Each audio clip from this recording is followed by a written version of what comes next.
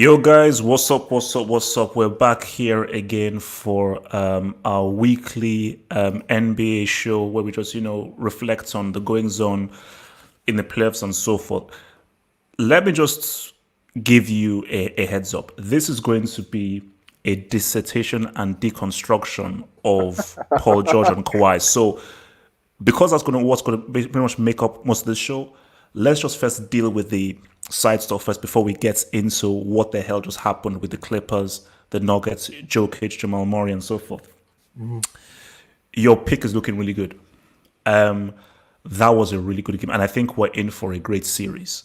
So I believe, and this is what I said even before game one, 6 games, Heat in 6. And but it could easily go 7. But I feel that, and then you can give me your assessment. They are very similar and they're very finely balanced.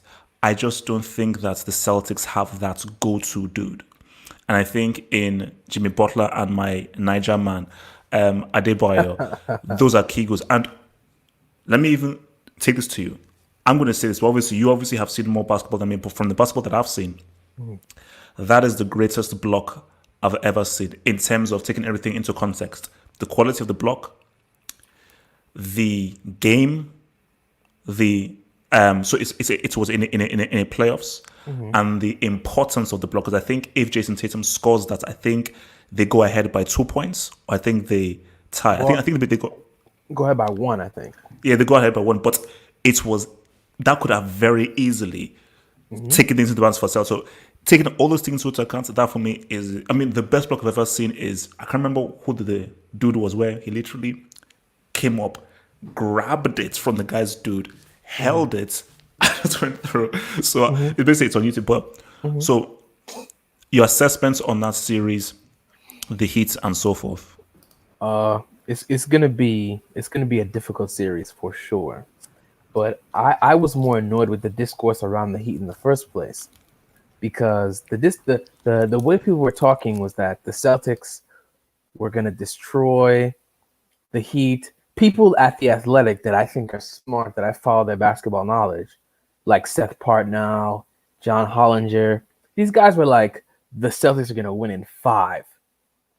I'm like, what? In 5? And the discourse around the whole thing was ridiculous, absolutely ridiculous.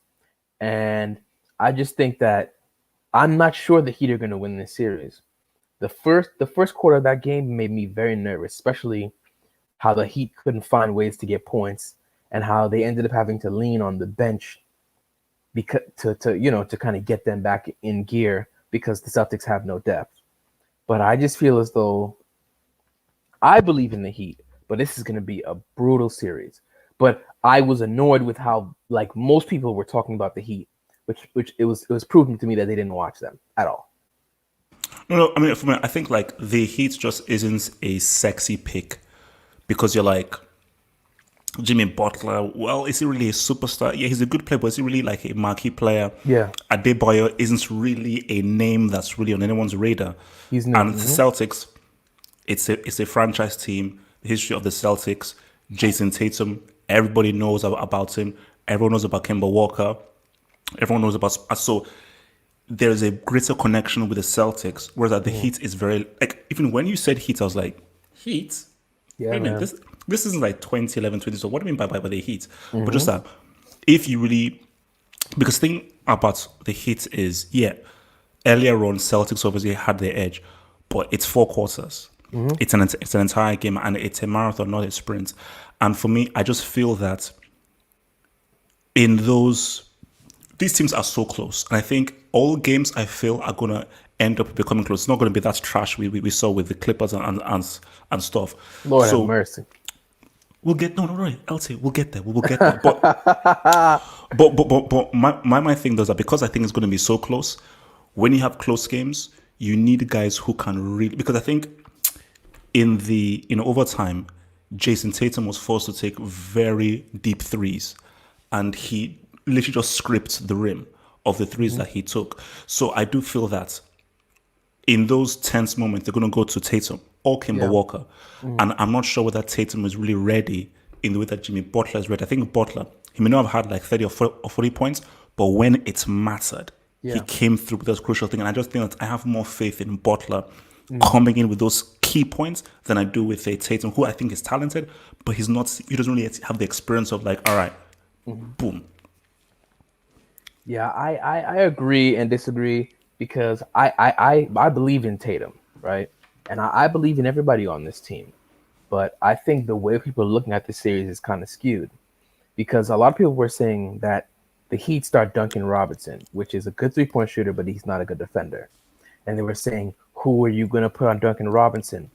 Tatum and Brown are good, right? But if the Celtics want to build their offense off of running isolations from Jason Tatum and Jaylen Brown, they're going to go home because those two guys are not Kobe Bryant. I'll live with Jaylen Brown isolating a bad defender to death any day of the week because he's just not that skilled of an offensive player. As Jason Tatum is gifted, but these guys aren't Kobe. There's like 5 guys in history who you can depend on for a series to just isolate you to death. So I think it has to be the sum of their parts. And I think Kemba Walker has been dealing with a knee problem since the beginning of the series. And I told my cousin this last night. I was like, Ron, the longer the playoffs go, the worse it is for Kemba Walker. What hurt him the most was that Raptors series going 7 games was brutal for Kemba Walker's knees. And I feel as though it's downhill from here with Kemba. They're going to need superhuman performances from Brown and Tatum and when Gordon Hayward comes back. Because Kemba, his knee is not getting any better the more they play. No way. Daniel, are you there? You caught me mid-bite, man. Nah. So thoughts on because obviously we're going to go deep into the whole Clippers thing, but first we're going to just do the whole Heat and Six. So I'm not here to talk about these guys. I don't care about this series. I don't care who wins. I hate both teams equally. There's no. I don't like Miami because I just don't like Miami and Boston. They're racist up there, so I don't fuck with them. So I don't care. Everywhere. They're racist everywhere, especially in Boston. They stab black people with the flag. If anybody knows that picture, but anyway, I don't care. I actually don't care. Jason Tatum's from Duke. I'm a Carolina fan. I don't care. Wow. I'm here to talk about Kawhi and Paul George. Okay, that's why I'm here. Okay, you know why I'm here. Okay, so Marshawn Lynch. Okay, so basically, I'm just going to end with Heat in 6. So, guys, let's go to why we're here. You're with me, Heat in 6. Then you're with me. I think Heat in 6. Heat in 6. I will say, excellent. I think the Heat will win in 7 games. I'll say that. Okay. So okay. Look, and shout out to Bam. Shout out to Bam. Incredible block. There we go. That's all I have. Bam is the GOAT, man. That's the future of centers right there. Bam is a revolutionary. I mean, no, amazing. I think when you told me about him and everything, and now I'm now watching close, I'm like, yeah, he is vital for that. And the generational. And the fact that he shoots free throws at like a high clip, 4%. I really appreciate that. I really appreciate that as a shooter myself. Yeah. So the Clippers. Okay, let me just start by because I've been thinking about this thing the whole. I was thinking about this thing last night and the whole day. So for the whole day, I've just been thinking about this, and here is where I am. This is the biggest choke job in NBA history, and let me tell you why.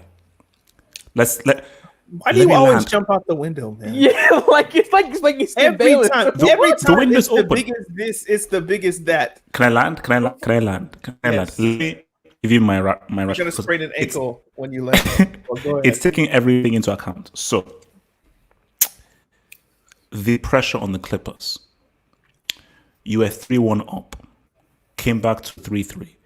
You are the better team, man for man. You have a coach who has won the NBA championship as opposed to one who hasn't. And the key thing is to see, I use the word choke job. So there's all those things. Clippers, you're the better team at 3-1 up, it's now 3-3. Why are you in this situation which people thought that you would win? The key thing is, and guys, I don't think this is true stats because I don't even want to check this up because I'm frightened to double check this. So they're 12 minutes in quarter. So you're telling me in 12 minutes, the two best players on your team did not register a single point. Lord have mercy. Lord have mercy. Lord have mercy. Oh my gosh. Do you know what's interesting though? I was looking at the box score like just after the game.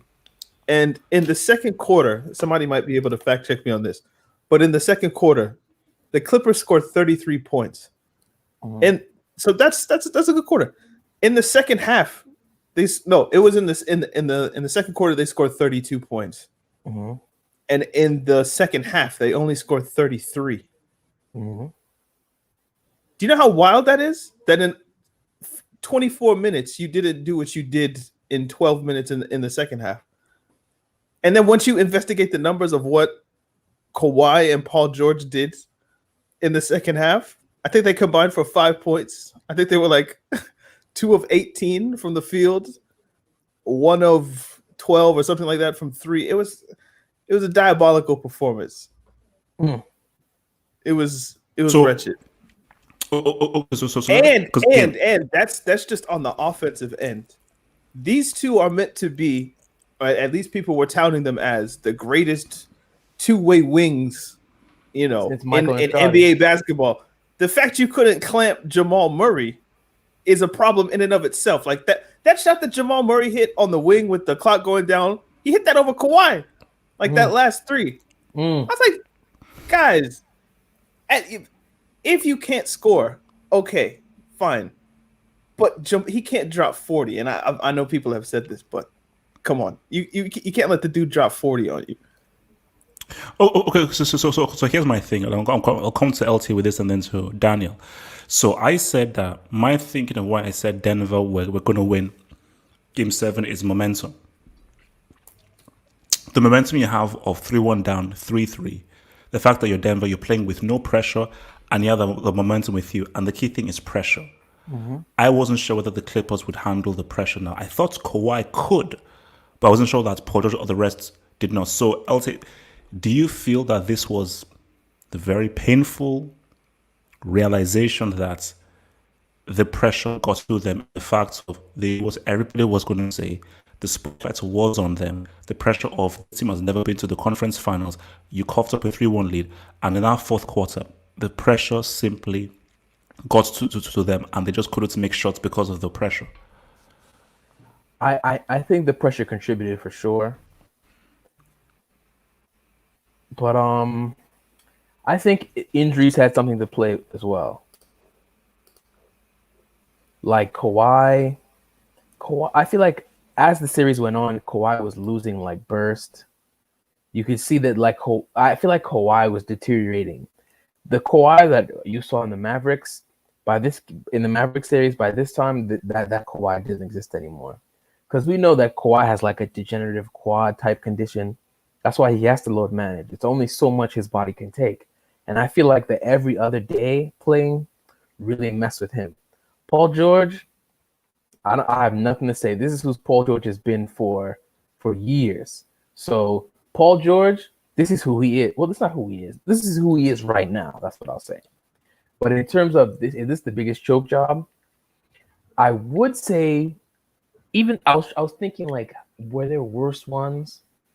But the worst ones were never to this level of opponent. The Nuggets in relation to the Clippers, they're not even on the same plane in terms of just like who the standing of the Nuggets in the league.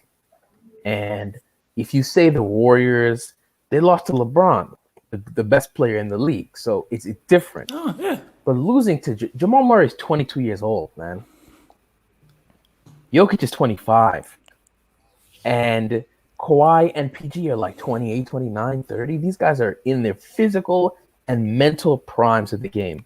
So biggest choke job, it might be, but I think that we have to take into consideration Kawhi's physical limitations. Because if you look at the playoffs last year on the Raptors, by game 4 of the Eastern Conference Finals, Kawhi dunking he was dunking like an old man. He would dunk and he would like clench up and tense up.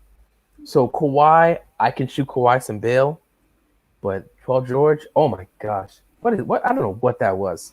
I don't know what that was. I'm going to get back to Paul George and ask another question. But so Daniel, for you, do you feel that it was a case of pressure got to both of Kawhi and Paul? I mean, how do you explain what happened, especially in that fourth quarter? Well, I think LTA hits a good point where we're looking at a hobbled Kawhi. There was one instance where I think Paul George was in the post and he tried to throw it out of a double team or whatnot, and the ball got stolen, and the Nuggets went on a break. And I was okay, like, Kawhi, do some LeBron chase down block kind of thing. But when you tried to watch him sprint, he just didn't have it in him. And that's just partly the battle of attrition that I guess a 7-game series will just take out of him.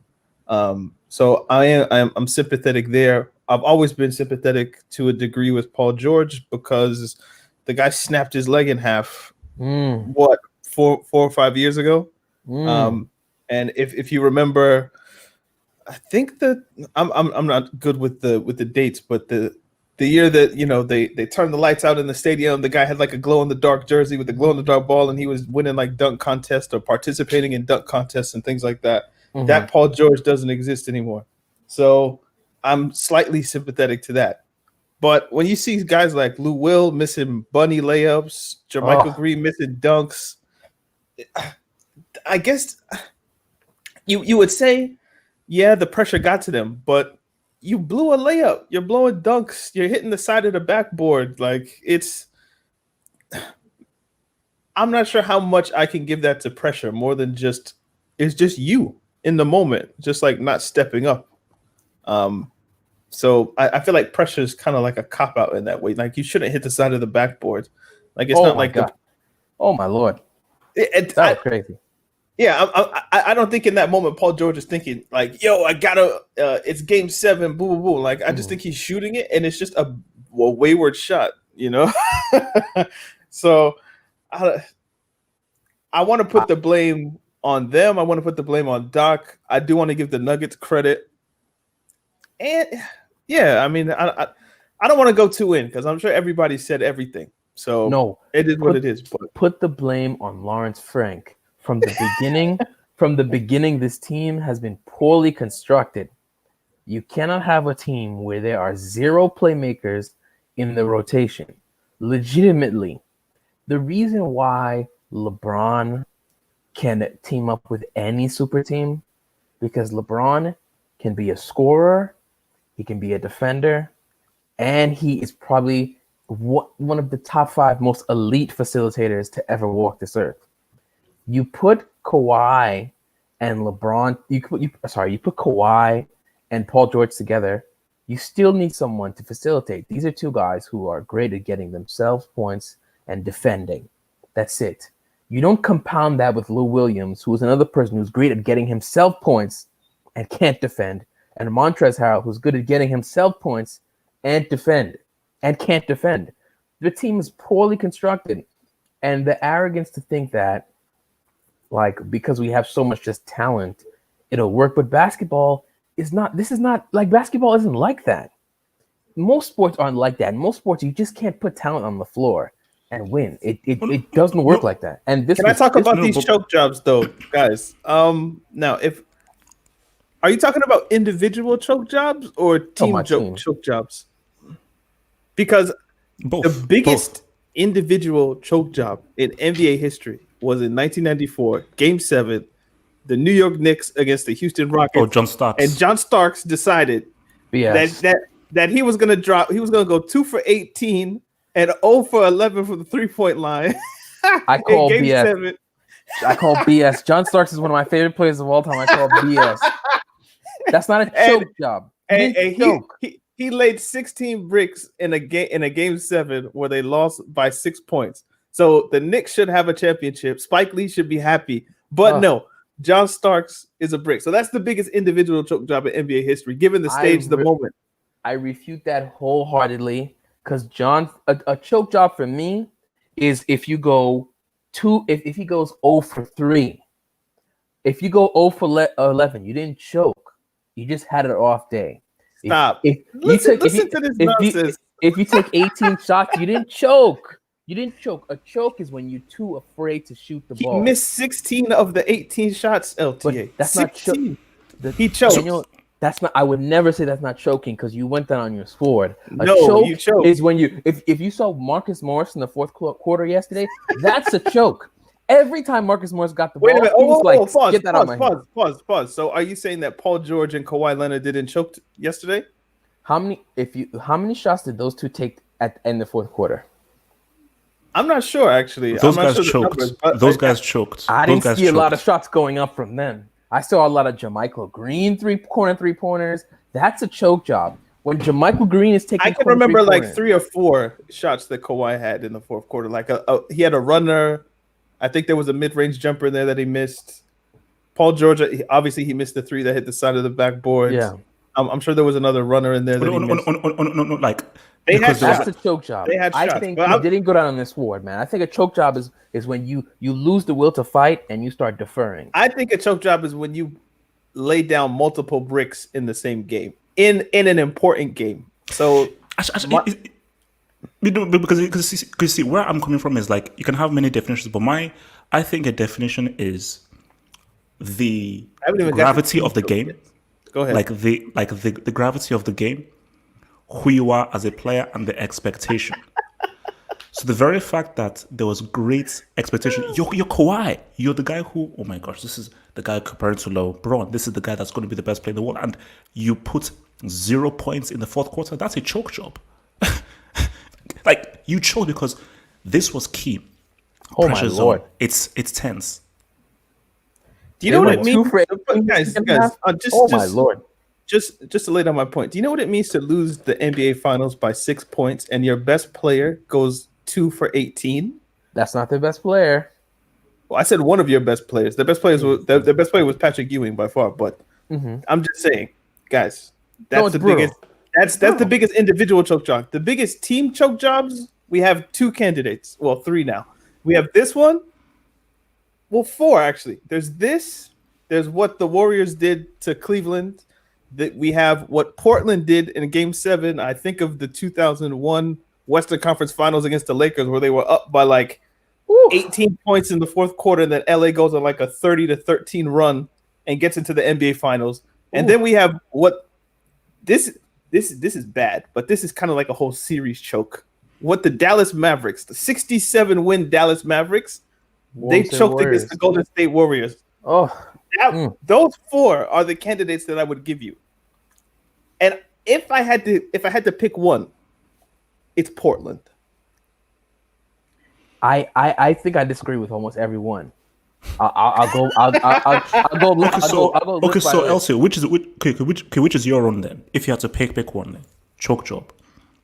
I think this might be my one. Because this one, the Clippers versus the because if we look at the Warriors, it was not only them choking, is that Draymond got suspended. LeBron kind of pushed him into that, and then they say Steph Curry was allegedly injured during that series. That's one. The Maverick zone, I think a choke job is when you're choking. The Mavericks and the Warriors. Steven Jackson choked Dirk Nowitzki. That wasn't a choke job. That was a choke out. Somebody got choked out. The Mavericks got choked out. That wasn't a choke job. That wasn't involuntary. Matt Barnes and the rest of those guys put their arm around Dirk's throat and choked him out to that year. Somebody in the comments, tell me how many games that Warriors team won. I think it was 67. Thunder won. The Thunder won in 2016. That's a choke job. Where Clay and Steph single-handedly beat Russ, KD, and the Thunder that year where they were up 3-1. That's a choke job. KD, that was a choke job in 2016. That's the one. That's my one. Because nobody was hurt. There were no suspensions. And even with the Blazers one, Shaq and Kobe were the best. Is this one? Is this one? Is this one? Because I forgot about games 5 and 6. 20-point leads every game. This is horrendous. You can't have double-digit 16 points? No, you're right, Raffo. It's this one. This one is the worst I've ever seen. I've even heard of. Like game 7's bad enough, but when you have the leads in the second half that you had, especially in game 6, and the pressure's on the other team each time. It's an elimination game. You're up 3-1. When you see a 20-point lead, you just push it up like 4 more points, and they're almost ready to go home. They almost see themselves on the plane, and it's crazy that they just couldn't do it. Okay, so let me switch now to blame. So another reason, another reason why this pissed me off is there are not lots of black coaches in the NBA. So like they're like a dime a dozen, and every time I say black coach, I just want them to succeed and so forth. Mm-hmm. So my thing is Doc, and a lot of people are saying that. So I think this is his 7th or 8th season with the Clippers. With the Clippers, yeah. And people say, you have to sometimes look at the manager and the coach in terms of 3-1 up, 2 16 points leads. So how much blame, I'm coming first to Daniel with this, how much blame do you think you put on Doc Rivers in terms of changes, stops, timeouts, adjustments? Do you think that he should take the blame for losing this series, or do you think the players just failed him by missing shots? If your 2 best players go 2 of 18 in the second half, I can't give you as much blame as I maybe would like to. Because Doc Rivers can't go out there and shoot the shots for them. He can't go out there and make the correct passes for them. He can tell them what to do. He can give them great suggestions. He can call timeouts when they're needed. He can encourage them from the sideline. I think there was one time where the refs thought that they were going to take a timeout, but they didn't. Just things like that. Like he was encouraging them, etc. But if your 2 star players, and one of whom is touted as being the best player in the NBA, not anymore. But yeah, I can give him. I'll give him, like, if we want to chop it up like a pie, I'll give him maybe like 25% of the blame, because at the end of the day, he is in charge. He does pick who goes out there on the floor. He is picking Montrezl Harrell to play as many minutes as he did. Those types of decisions. I feel like looking back, I think he probably should have fought a little bit harder to keep a player like JJ Redick or just some perimeter shooting at least. Like their roster, I think, as LTA points out, was quite flawed. And as someone who wanted to be, the GM at one point, fight a little bit better to create a better team. But that's kind of like a macro blame. Just looking at yesterday, if Lou Williams is missing layups, Doc Rivers can't do anything about that.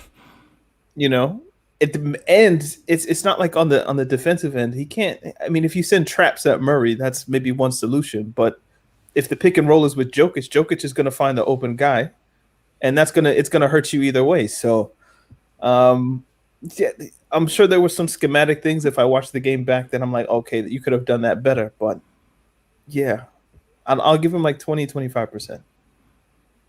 LTA?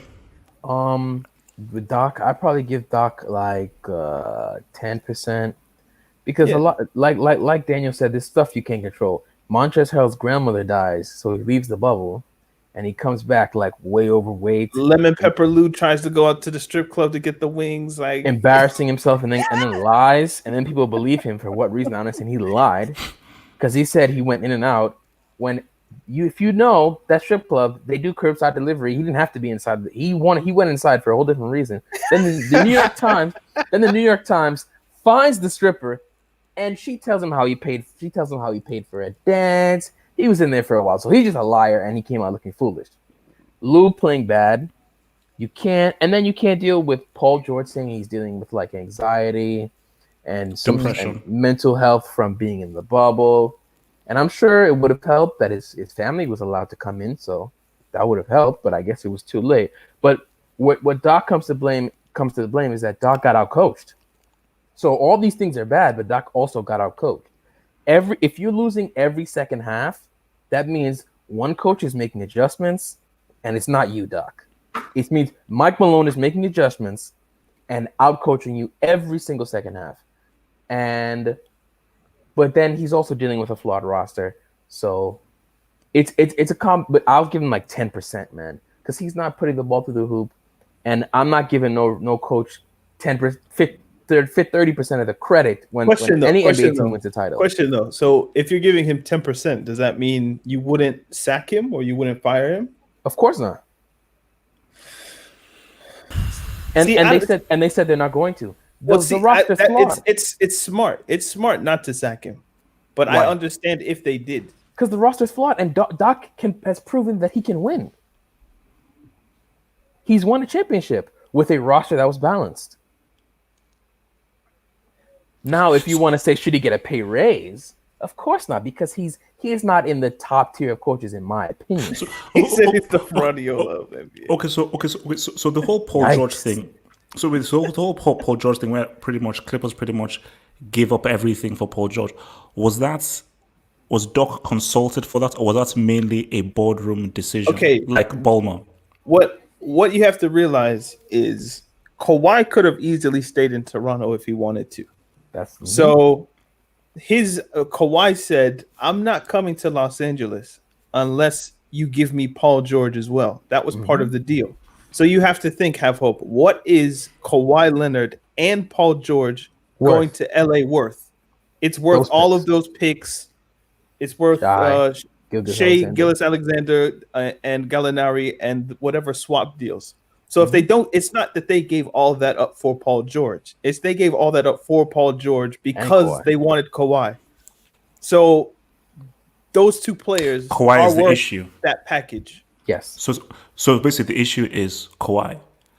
Because no, because the reason because Kawhi, you betted on Paul George. Oh yes, that was dumb. In that sense, yes. Yeah. So basically, you're the guy that said no. I believe that me and him can deliver you a championship. So because I thought that Clippers were like, Paul George is guy. Oh no, but if you're not saying that, because Clippers we want Kawhi. That is our main aim. And the only way that we get him is if we get Paul George. So it was Kawhi who handpicked Paul George, and for me, it has proven that Paul George isn't the winged man that you needed to take you through. Because when you have needed him, you're to blame as well. But when you have needed him, he's just not done his due diligence in helping you. But in Kawhi's defense, based on articles, Paul George was not his first choice. His first call was to Kevin Durant. All right? His second choice was Jimmy Butler. Both of them declined, and then he went to Paul George. So technically, you can't hurt Kawhi for this is the guy that he ended up getting to come with him. Because if he couldn't get anybody, he would have just stayed in Toronto with Pascal and Colin them. Which, can we just say that was probably the smarter basketball decision? Yep. Better coach, better team, better everything. Better everything. They would have won right now. They would have been in the finals by now. Who? What do you mean? Kawhi on the Raptors would be a monstrosity. 100%. Well, Pascal was horrendous. But but Pascal was horrendous because he was forced to do more that he wouldn't have had to do without with Kawhi there. So yeah, it would have it was smarter to stay in Toronto. But if you give me the choice of living, if you give me the choice of living in LA and Canada, I disagree. If you're rich, everywhere. Toronto is a great city. Toronto's a great city, but Toronto's amazing. Yeah, but I just understand how somebody who's from California would want to go back to LA. Like it just makes sense. Anyway. And Paul George is from LA as well, so or the LA Fresno area maybe. It's like I think because even when it was happening, I could understand both sides. The whole thing of like nobody ever takes free agency to a cold weather city unless it's just some fantastic opportunity. So Kawhi and Kevin Durant, y'all teamed up together in Brooklyn, cool, but it's gonna be cold as shit. Carmelo, you want to get traded to New York? Fine, I get it. But most of the time, people are going either to Texas, Florida, or California. That's where people go. New York is the exception to the rule, right? Yeah, because it's sort of New York. But Toronto is not an exception. It should be because it's a wonderful city. But okay, so LT, so obviously you said that Lakers are going to pretty much trash these dudes completely. Oh, they're going to destroy them. Curb stomp them. It's going to be nasty. So okay, why do you think all the LeBron fans are happy today? Yeah. Okay, here's my argument. What if it's 2020, COVID, crazy year, Trump is wilding, And what if Kanye's released his contracts on Twitter, by the way. There we go. Look, things are going crazy. What's that Wouldn't doing? this be No. I'm just saying, like, how I was going through all the crazy It's a wild things that are yeah. happening. I got you. Yeah. So basically, wouldn't this just be the year that, look, you're dealing with a team who have come back from 3-1 deficits in back-to-back games? Don't you think that the Nuggets have a chance in some... Nobody thought that they'd beat these Clippers. No one thought. Let's just be real. Hindsight is 2020, but before what happened, people thought 3+, these guys are done. So don't you think that the Nuggets could somehow... I get it. LeBron is different. He's not going to allow a situation like this happening. But is there an argument that the Nuggets could perhaps do like a fairy tale story in this bubble and maybe... Can I throw you back a scenario, Double H? Let's say we give the Nuggets a 2-0 lead over the Lakers right now. Would you still pick the Nuggets to win that series? Not necessarily, no. I don't think I would. So if you just spotted the Nuggets, they're up 2-0 over the Lakers. I still think the Lakers probably win 4-6 or 4-5 or 4-4. So that's kind of the situation that we're dealing with, is that, the Utah and the Clippers are particular teams that the Nuggets were just able to do things with, given their own individual problems or just the talent that they had, especially when we think about Utah. This Lakers team is different, and I don't think they're going to allow the Nuggets to do what they did in the same way. So, yeah, LeBron's in the finals again, and it just is what it is. And actually, I think he's won the chip, which is an unfortunate thing for me. I disagree. I disagree. I think the Lakers are a worse team than the Nuggets, but the Lakers have two people that are simply the antidote for the two people that the Nuggets have. LeBron James can not only destroy in the pick and roll, which is Nikola Jokic is like kryptonite, because he moves like he has got cement. no lateral quickness. LeBron is like Kawhi will destroy you in the pick and roll by mid-ranging you to death. LeBron will destroy you in the pick and roll by getting you in foul trouble, by creating 3-pointers for everybody else in the team, and he will just dunk on your head. Anthony Davis can guard Jokic. He's about the same height. He's quicker. He has long arms, and he destroys him on the other end.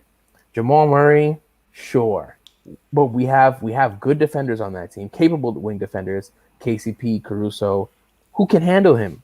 So I think this is just the worst matchup for the Nuggets.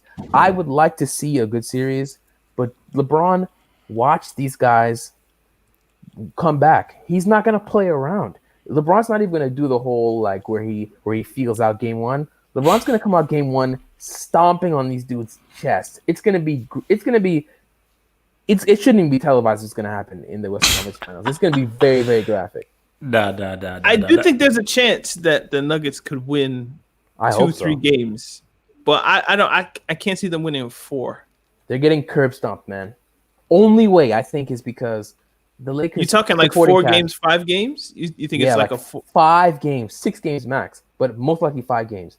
The way I look at it is that the Lakers supporting cast is really inept offensively.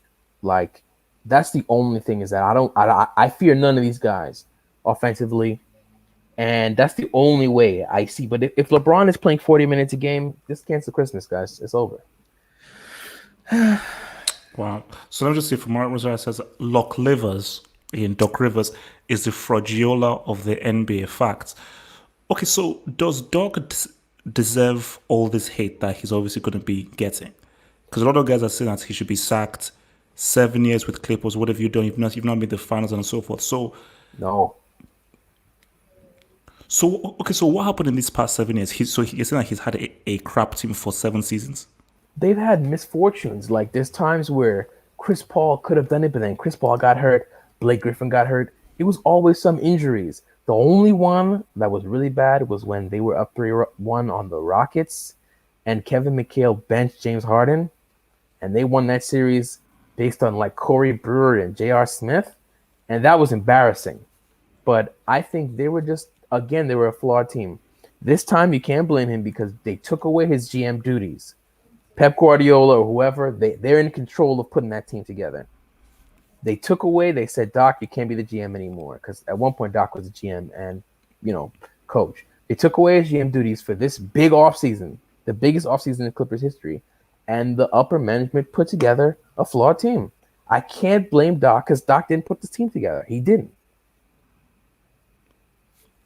Daniel? I don't know about the Fraudiola comparisons, just because I don't think Doc's, maybe except for this season, and even that's questionable, I don't think he's ever had the best team in the league. Never, except for when he won the ring. Right, with the Celtics. But meaning in the last 7 years, as Halfo points to, never. They've never been. They've never been the best team in the West. Never. So because they've had to deal with latter end Spurs, and then the come up of the Golden State Warriors. So never. Guardiola's always generally had the best team, or what is considered to be the best team in either his league or in Europe. So Facts. I don't know if it's necessarily the same. I would put more like Phil Jackson in that category of just like, so you have Jordan, you have Kobe, you have Shaq, you have Pippen, you have Rodman, you have all these guys. How good are you really? That kind of thing. That's kind of the argument you would go with Guardiola, with peak Messi, peak Xavi, peak Iniesta, all this kind of stuff. But actually, no, because go ahead. Phil Jackson won all the time. Yeah, that's what I was saying. Like, Phil Jackson didn't lose that much. I want to go to Kawhi. So look, man, I really, really wanted to see the Battle of LA because I thought Kawhi was going to really show that, no, this guy is different and so forth.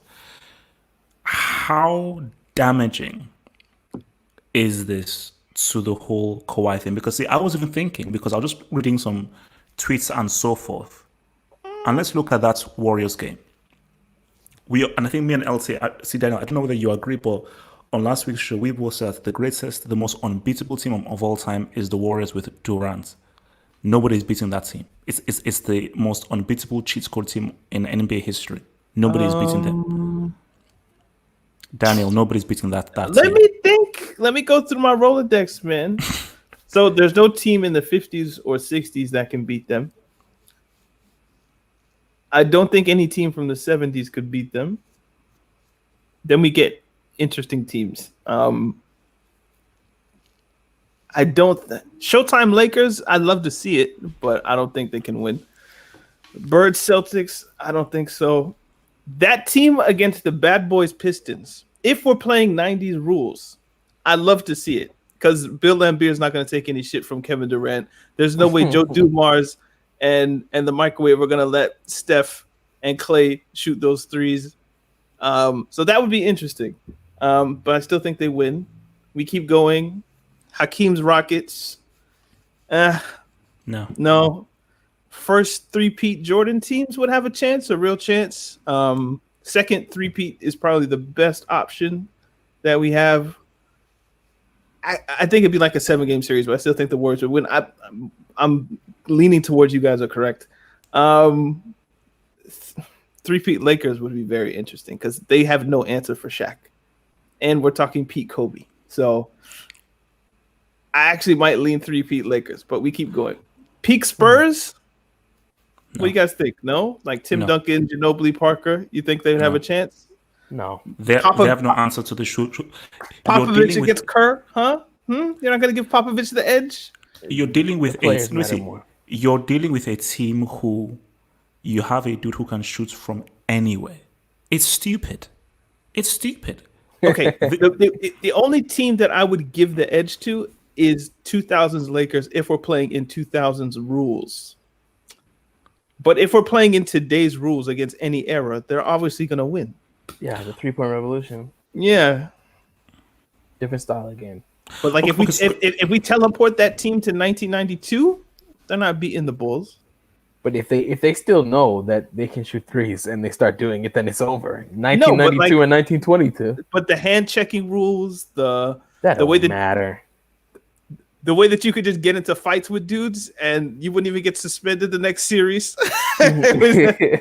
like those hard fouls that they were doing. Like, there's no way like Steph would be able to drive in the lane and do all the flips and tricks and stuff that he does. Like, he get knocked on his ass every time. So, basically going back in time and saying who's the best, it's all relative to the era. So I'm not sure. But so again, but Banner's main was I was reading what we're saying. Sorry. You know. Oh no, cool. That series with if Durant is fit, they beat the Raptors are not beating that team if Durant is fit. That's a fact. You give me a fit Klay Thompson. I don't know if they win. That's where I was going No, to go to. they're winning with a fit Klay Thompson because they beat them on the road with Klay Thompson having a good game. And they stomped their head in. Do they? What was that, game 3? Game 3 and game 4. Klay Thompson played those games. There was a game when he went off injured. Yes, I think that was game 2. It was game 3. I think it was game 3. He got hurt, but he still played. He might have played 1 or 2 games where he wasn't not hurt, like games 1 and 2. But if you give me fit Klay Thompson, they're still losing. It's they don't win in 6 games. It's very close. Very close. I think the Rockets win. Durant's a cheat code, clearly. So yeah, Durant is an unreal thing. We don't even have to discuss forget that. him. Forget that guy. Just forget that. It's stupid. So, but my thing though is Klay didn't play game 3, and then he got injured in game 5, where he shot the free throws on the bad knee. And then didn't play game 6, and it was just Steph and Draymond like against the world, basically. Oh, okay, so let me ask you that. So, do you think it is being too reactionary in saying Kawhi wasn't very good? He was always a second man, overrated, and so forth. Like, how do we now view and assess Kawhi post that fourth quarter? Do we change how we view him? Did we overestimate just how good he was? Should we have never compared him to LeBron? 0 points in 12 minutes, man. In a game 7. Oh, go ahead, LTA, man. We can't erase a body of work based on 3 games, man. Kawhi has a resume that's nice. I was never really on the whole he can look LeBron in the face. He can sit at the same table as LeBron. Kawhi is a great player who started as a role player. He's probably the greatest development I've ever seen in the NBA in terms of where he started to where he is now. Greatest. But in terms of like, is he a pantheon level? Like when you think about basketball, his name should come up immediately? Hell no. So Double H, what are you eating, bro? Like, it looks like ramen. Noodles. I'm just seeing him in the top screen, just putting his face. That's why I have my camera off, because I'm eating. But ignore me. Continue. Yeah, I was just saying, in terms of like, if you viewed him as a pantheon level type basketball player, that's your fault. But in terms of just like Kawhi's still one of the great players of our generation. He's probably like a top 5, top 6 player in the NBA. And he had a low moment. LeBron had a low moment in 2011. Kevin Durant had a low moment in 2016. And Steph Curry had a low moment in 2016. All of the stars, they fail, right? So we shouldn't just use their failure as the barometer as to where they stand. I think it should be their success. And Kawhi's success speaks for itself. 2-time Finals MVP. Elite 2-time Defensive Player of the Year. Elite player, man. Elite. Just not LeBron. Don't even mention his name with LeBron ever again. Daniel? Like I said, I can't go too in on him because I understand the limitations of what his body's squad. It's just attrition, like I said earlier. So if I take, obviously this is like more what we say in football arguments, but if we take peak Kawhi, right? I'd put him in this era, like top 2, top 3. Agreed. So you have Steph, you have LeBron at number 1, and he's probably the 3rd best player of the era. You crazy, Kevin Durant. You crazy. I forgot about Kevin Durant. So he's like top 4. Put it that way. For sure. So yeah, that's why I put him. But obviously, when he's hampered with his quad or his thigh or whatever's going on, he can't be as dominant a two-way player as we know he was. So yeah, I'm not gonna 2-foot him in that sense.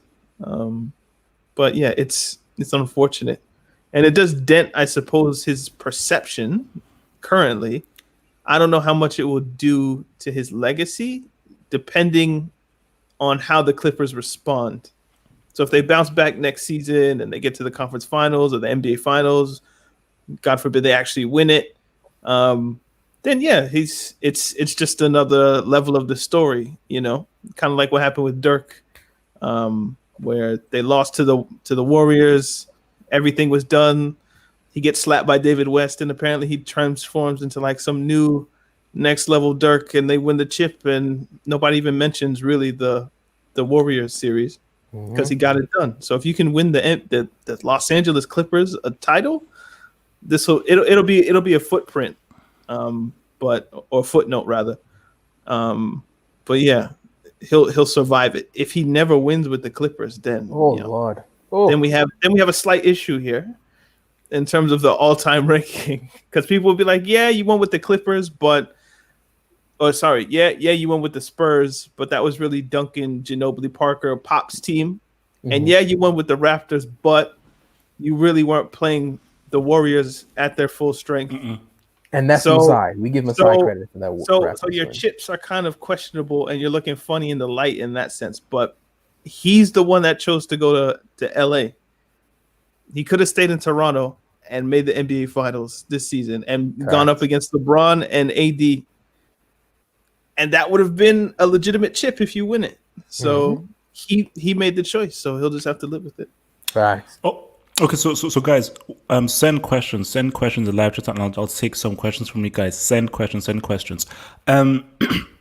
So are we all saying Lakers to win, or LT, are you sticking with your Miami Heat's pick? If the Heat get to the finals, they're winning it all. I just realized I picked the Clippers. Fuck. If the Heat get to the finals, I think they're winning it all, man. The Heat are a team. And that's the thing that people forget about the Raptors. The Raptors were a well-oiled machine in terms of the hierarchy. They understood when to let Kawhi ISO, when to play team ball. Kyle Lowry, at the end of games, had the ball in his hand, and he would dissect. He would do the playmaking. And I think the Heat have a similar structure where they have about 8 good players, and they have a team who understands the roles and who does what at what time and who touches the ball. And that is invaluable in basketball. People think that, I think a lot of people, they play a lot of 2K, so they look at basketball through this 2K20, 2K19 lens. And basketball is way more, it has human beings involved, It's way more complex. Do you know what I don't like?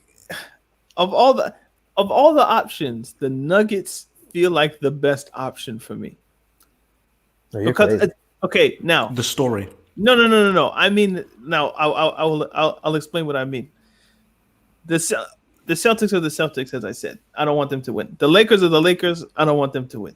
When I think about Miami feels like a good story, but then I realize, so we're going to give Eric Spoelstra like actual, real, live credibility as being a great coach. That's the best coach in the NBA. That's a bit scary to me. That's a bit scary to me because at one point he's winning, but you do have super team.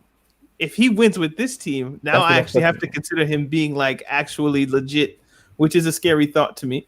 What? So the Nuggets, I actually think I'd rather the Nuggets win. Who do I think wins? I think LeBron wins. Yeah, I think LeBron wins too. But I give Frank Vogel zero credit here, by the way.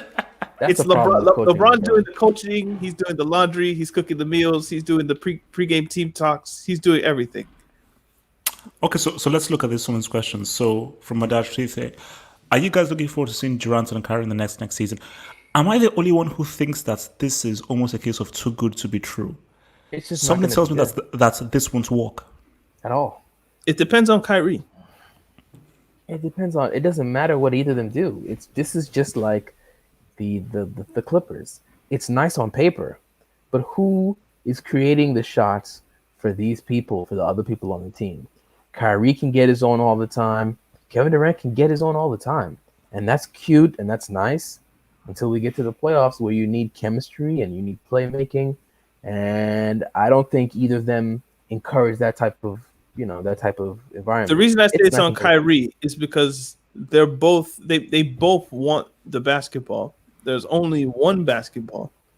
And Kyrie will have to, number one, defer to Kevin Durant's on-the-ball abilities. And number two, as the point guard, find a way to get his teammates involved to where we get into the fourth quarter of a Game 5, Game 6. And his teammates over the course of the season have become comfortable in those kinds of moments. Not that just Kyrie will take over, Durant will take over. Because what happens is in the NBA playoffs, those two will be keyed in on. So you're going to have Kyrie being guarded by the best player of the other team, Durant guarded by the best player of the other team. Maybe they're just so good that they can hit all the shots. But if the other players haven't been involved for the whole season because Kyrie's more focused about getting his 25 points rather than getting his 15 assists or whatever the case may be, you'll have issues. And I think we saw with Cleveland before LeBron, one could argue Cleveland with LeBron, what we saw in Boston. I don't know how good this Kyrie is at being just a great teammate in that sense. So hopefully he's learned something with the Celtics to where it was like, okay, maybe I need to switch it up. Kevin's going to give you what Kevin gives you. He's a walking 30 points and 8 rebounds and 5 assists or whatever it is. But yeah, it's all dependent on how Kyrie's mentality is, I would say. Yeah, no, I think basically echoing what they says, like it looks good on paper, but never just judge the book by its cover. What's the coach? What's the team? What's the squad? Also, as well, you have a rookie coach coaching them in Steve Nash. So Steve Nash should run the point, actually.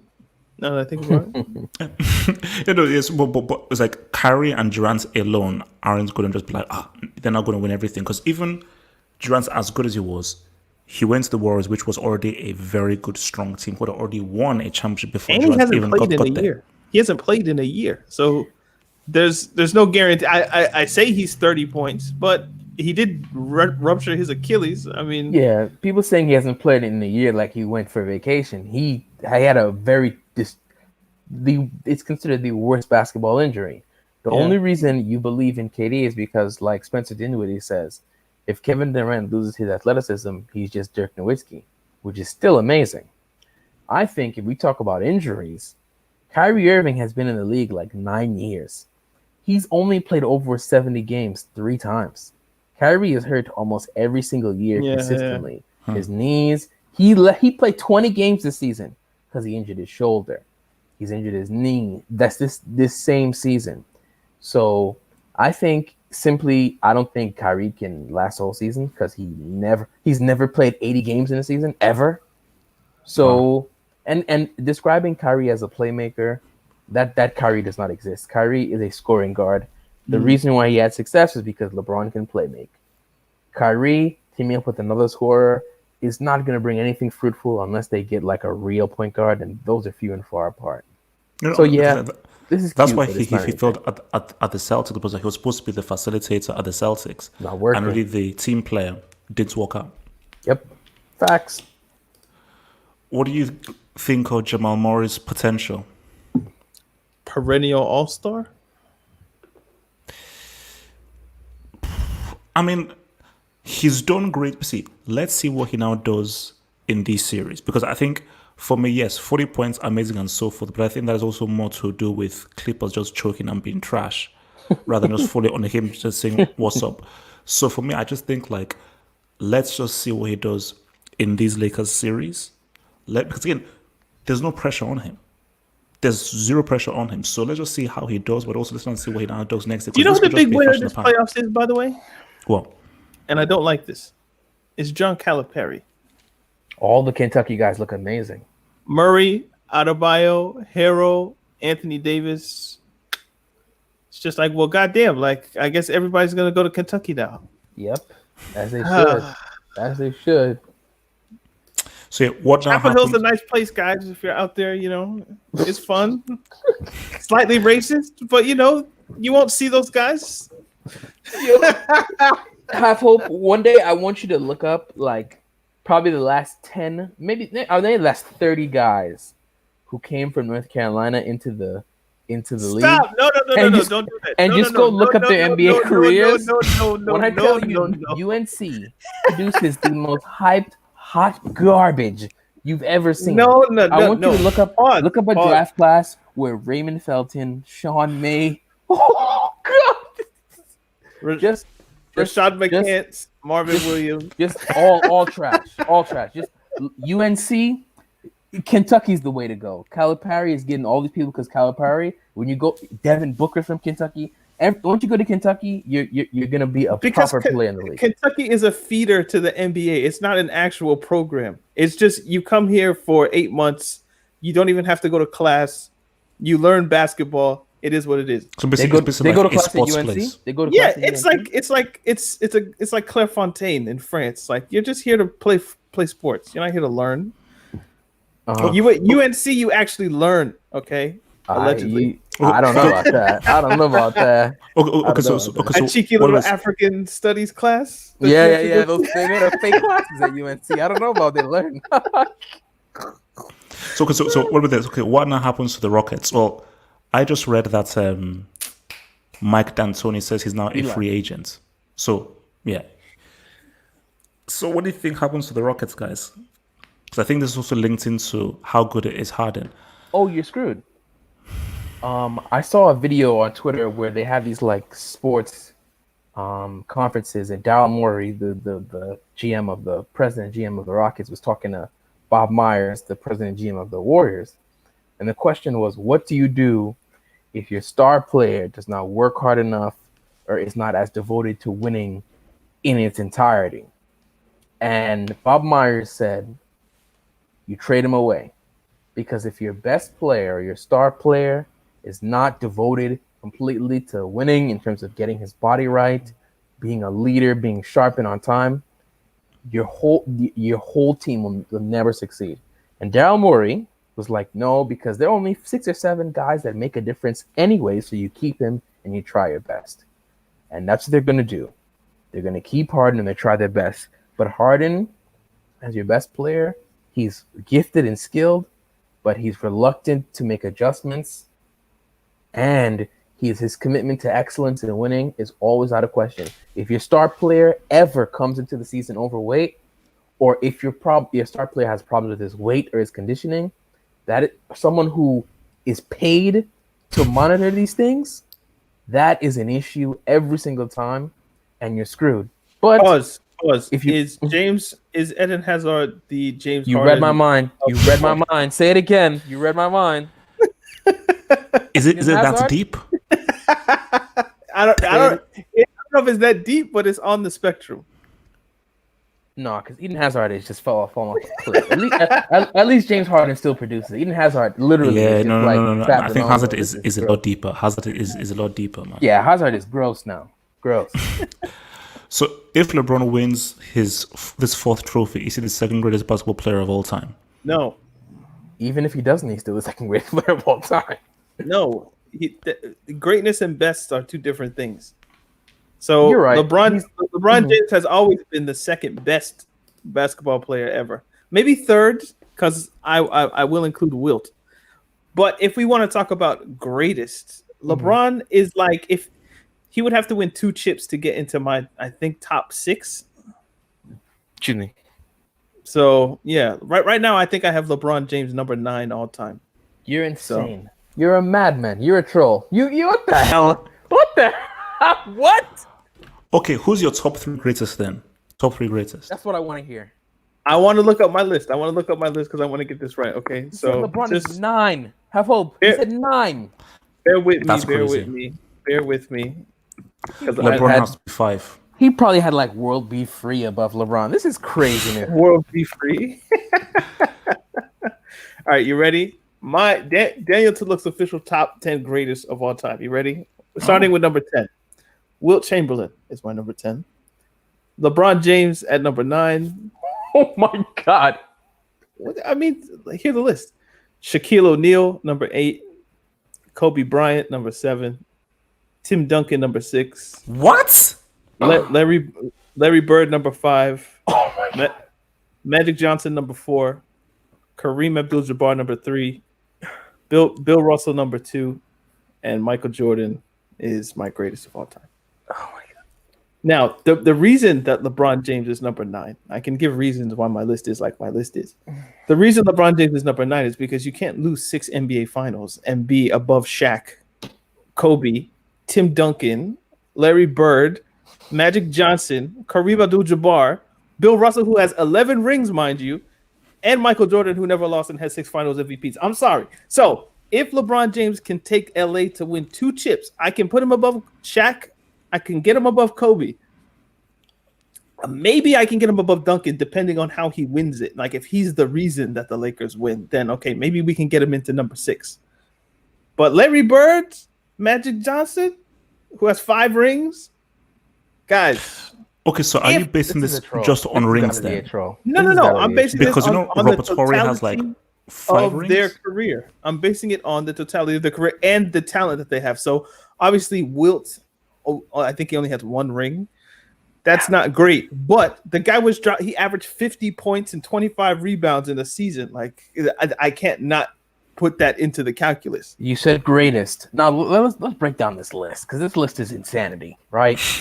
So you have Larry Bird over him. How much rings does Larry Bird have? 3, 4. He has 3. How much rings does LeBron have? 3.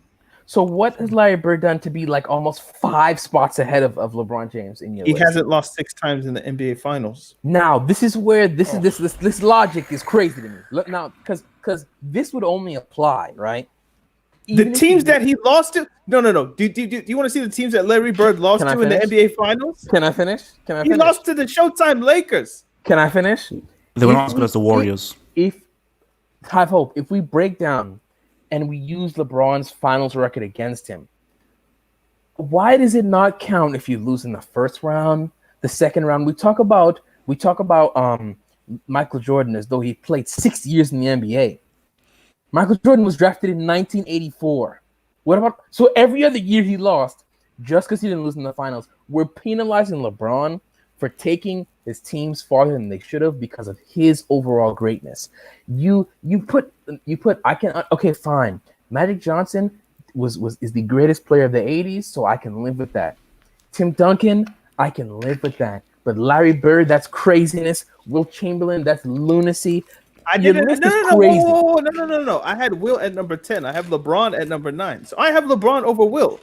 And that's no small feat. Shaq is craziness. Shaq is the most dominant player that's ever existed in the history of the NBA. And he's still not a greater player than LeBron James. Not even on his best days. No. Shaq was the single most dominant force the NBA has ever seen. For 4 years. Except for maybe Wilt. But he has the rings to back it up. But my thing is, how can you use his finals record against him just because he got farther than most of the Daniel, people what about Robert Horry? Robert Horry has 7 rings. Robert Horry wasn't tasked with being the best player on the team. LeBron James, he lost to Dirk in the NBA Finals when he had Dwayne Wade and Chris Bosh as his sidekicks. Dirk Nowitzki was out here with Jason Terry and old ass Jason Kidd. Okay. Sean Marion with his ugly ass jump shot has a ring thanks to LeBron. Okay, Dirk Nowitzki is top 9 in scoring, in top 10 scorer in the league, in the history of the league, guys. Look at the teams. There's no way that Mavericks team should have won. I'm being trolled. Way. Okay. How many embarrassing losses does Larry Bird have in the NBA Finals? These words subjective. What is embarrassing to you might not be embarrassing. I don't know about. I can't quantify embarrassing. I can quantify that LeBron James has been to like 9 finals in like his 18 years. I'm trying not to swear. 50% of his career. Hold on, I'll let you finish. 50% of his career, he's in the finals. And then people that have been to the finals 3 times and won 3, or 4 times and won 4, they're looked at as somehow greater than LeBron James. This is crazy talk. Not to mention, everybody on my list won their rings naturally. What do I mean by that? I'm gonna walk home. Shaq. Well, Shaq signed as a free agent to LA, so maybe that's a bit dodgy. But Kobe, natural ring. Duncan, natural rings. Bird, natural rings. Magic, natural rings. Kareem, natural rings. Russell, natural rings. Jordan, Natural. What natural do you rings. mean by natural? LeBron, He doesn't know what it means. It doesn't mean anything. Wait a minute. LeBron had to go to Miami, had to team up with Dwayne Wade, had to team up with Chris Bosh just to get 2. Then his first season where he won a ring, he didn't even play 82 games. It was a shortened season. Can we discuss this natural thing? Because everyone he named, we can pick out 3 or 4 franchises they played for. He named guys who played for the Lakers, the Celtics. And the Spurs. They were traded. And they didn't decide to go. Listen, but what I'm saying is LeBron was a free agent and was like, I'm taking my talents to South Beach. That's weak. He's naming franchises who have good ownership, right? Who have good GMs, who do a lot of the legwork for you. LeBron James was drafted into a franchise who had never won a championship and is one of the worst led franchises because every time he left, they got number 1 picks. We cannot hold LeBron accountable for not being drafted by the Miami Heat or the Lakers or the Celtics. This is crazy talk, guys. All of the players I named were drafted in the top 5 when they were drafted. And being drafted in the top 5 means you're going to an ass team. So LeBron was drafted to Cleveland. The Spurs tanked. They held David Robinson out that season. They were a good team. Continue. No. So one out of 10. My bad. Bill Russell was on the Celtics when they were winning everything. You see, the only losses because of him. You see, the only losses I will give you for LeBron are when he was at the Miami Heat. That's the 2011 one. That's it. The losses in Cleveland can't count because he was literally.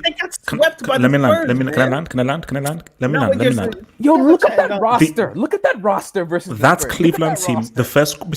The first go round, he was literally the only sole superstar going up against the Spurs at their peak.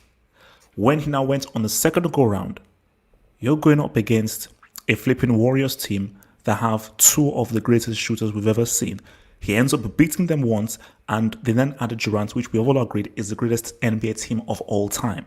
So you now holding him losing in finals against him is unfair because now let's now go to the Shaq.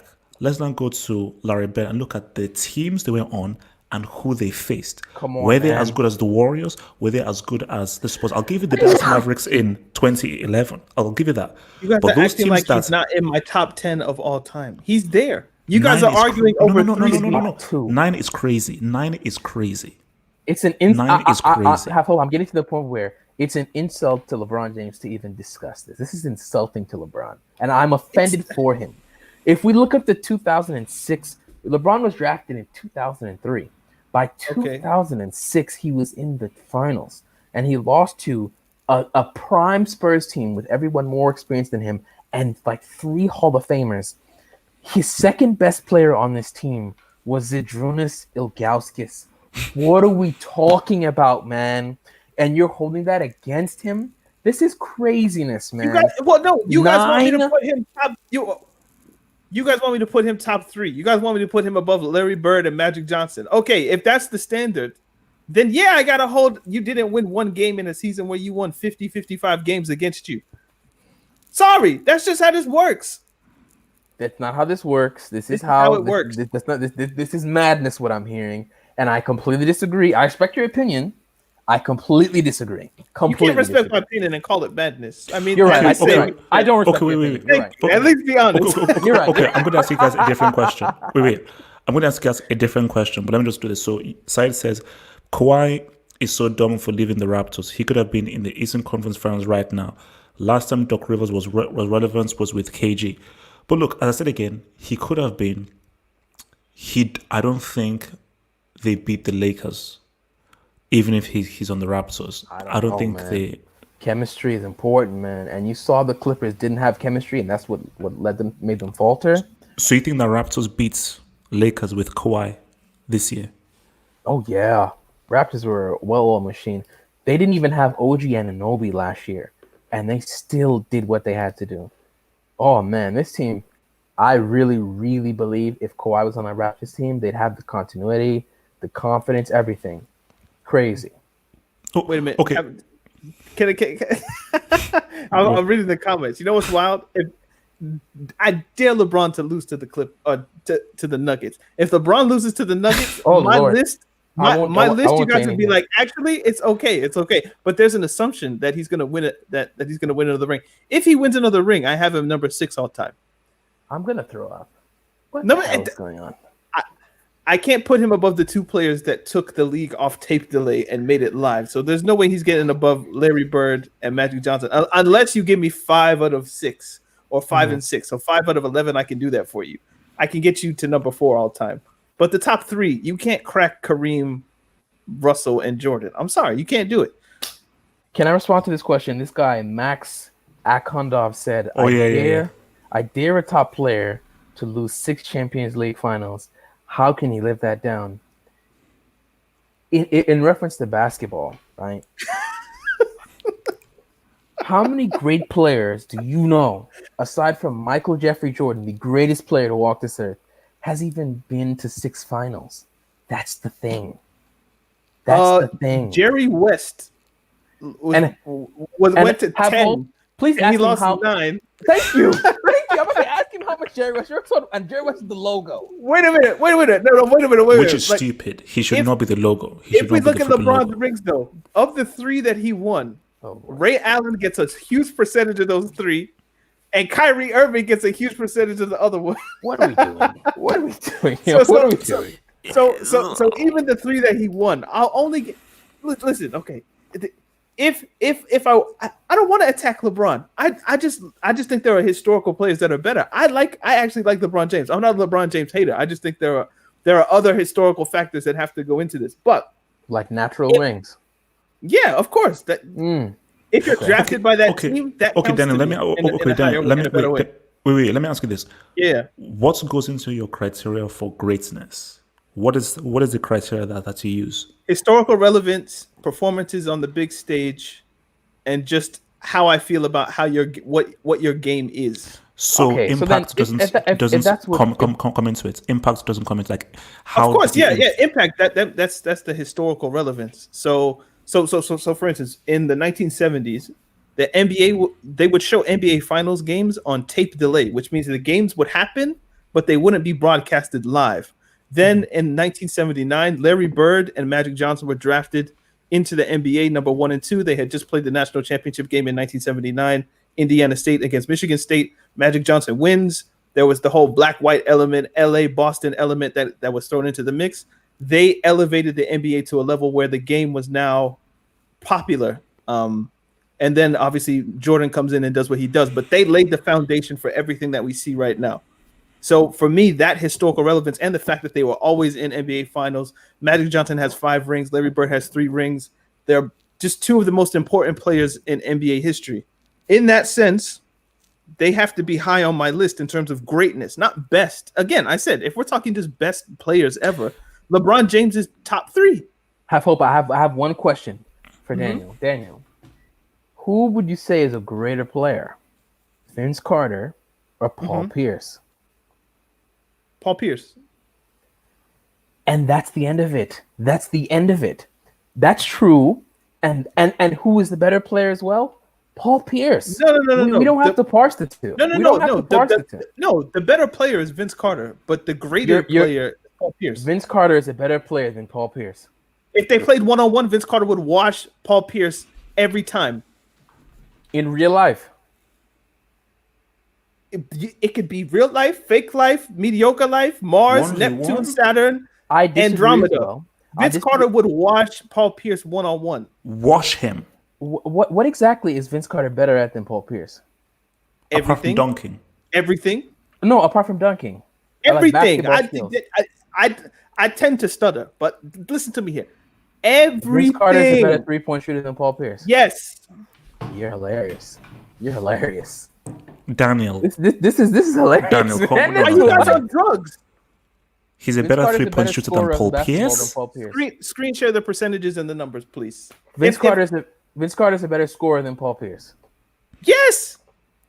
No, he's not. And Vince Carter's career is so lackluster. The way we talk about Paul Pierce is the way we talk about Vince Are Carter. we talking about? Are we talking about at their peaks? I'm talking about body of work, man. If we're talking body of work, then Vince Carter is like top 5 3-point shooters ever in terms of just volume. Obviously, he played for 2,000 years, but somebody check the numbers. Check the stats. Have hope. The point I'm trying to make. Basketball reference. Have hope. Basketball reference. Pull it up. if I'm lying, I'm dying. But let's go. They have the exact same 3-point percentage for their career. And who has more? Well, Daniel, he played 20 years. What are we doing? What are we doing? No. At their peaks, they were both drafted in 1998. So it's a perfect comparison. At Paul Pierce's peak, he was the Finals MVP. At Vince Carter's peak, he made the Eastern. I don't think has Vince Carter ever made the Eastern Conference Finals? No. That's I'll answer for you. Never. He might have with the Magic. I'm telling you. But he might have, but that doesn't even count. He wasn't even playing. He was playing with the Magic. They just didn't win it. The point is, you asked me who's better. I told you Vince Carter's a better player. I told you I concede the greatness argument because Paul Pierce has a ring. He played in multiple conference finals, multiple NBA finals, but there was a reason why Vince Carter was in that 2000 Olympic team, dunking over people and was the best player for his country, and Paul Pierce was nowhere to be seen. At one point, Vince Carter was better or thought to be better than Kobe Bryant. What are we doing? The thing is, I also thought that my auntie was a man, but that doesn't mean anything. That don't mean anything. Anything. You don't have to disrespect your auntie for purposes of the argument. That was a hypothetical. I never thought about it. Oh my God. What's wrong with that? I just thought yourself. Wait a minute. That's pretty good. Just because you think something or people thought something does not make it anywhere near true. If I gave you the argument of whose talent would you rather have if you wanted to, whose talent would you rather your son have coming into the league? If you chose Paul Pierce and Vince Carter's talent was available, I'd slap you. If I asked you whose career would you want your son to have, and you chose Vince Carter's career over Paul Pierce's, I'd slap you. That's an easy argument. Fam, if I say whose talent would you rather have, Paul Pierce or Ricky Davis, you'd say Ricky Davis. That doesn't mean anything to me, though. That doesn't mean anything to me. Paul Pierce is a more skilled basketball player than Vince Carter from beginning to end, and he's just better. But we've gone way off track. Your list is crazy. LeBron you asked is me top the question.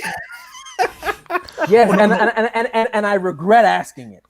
I regret asking it. Wait. You regret asking only because you looked at the numbers and was like, "Damn, Vince Carter was a little bit better than I thought." No, I know Vince Carter was nothing special.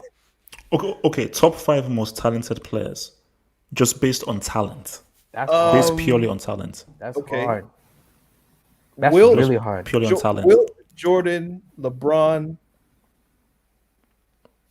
I don't even know if Jordan makes the list. Will, Jordan, LeBron, just most talented players. Wow. Dr. J and Iverson, Kevin Durant. Okay, I would go Kevin Durant. Talented.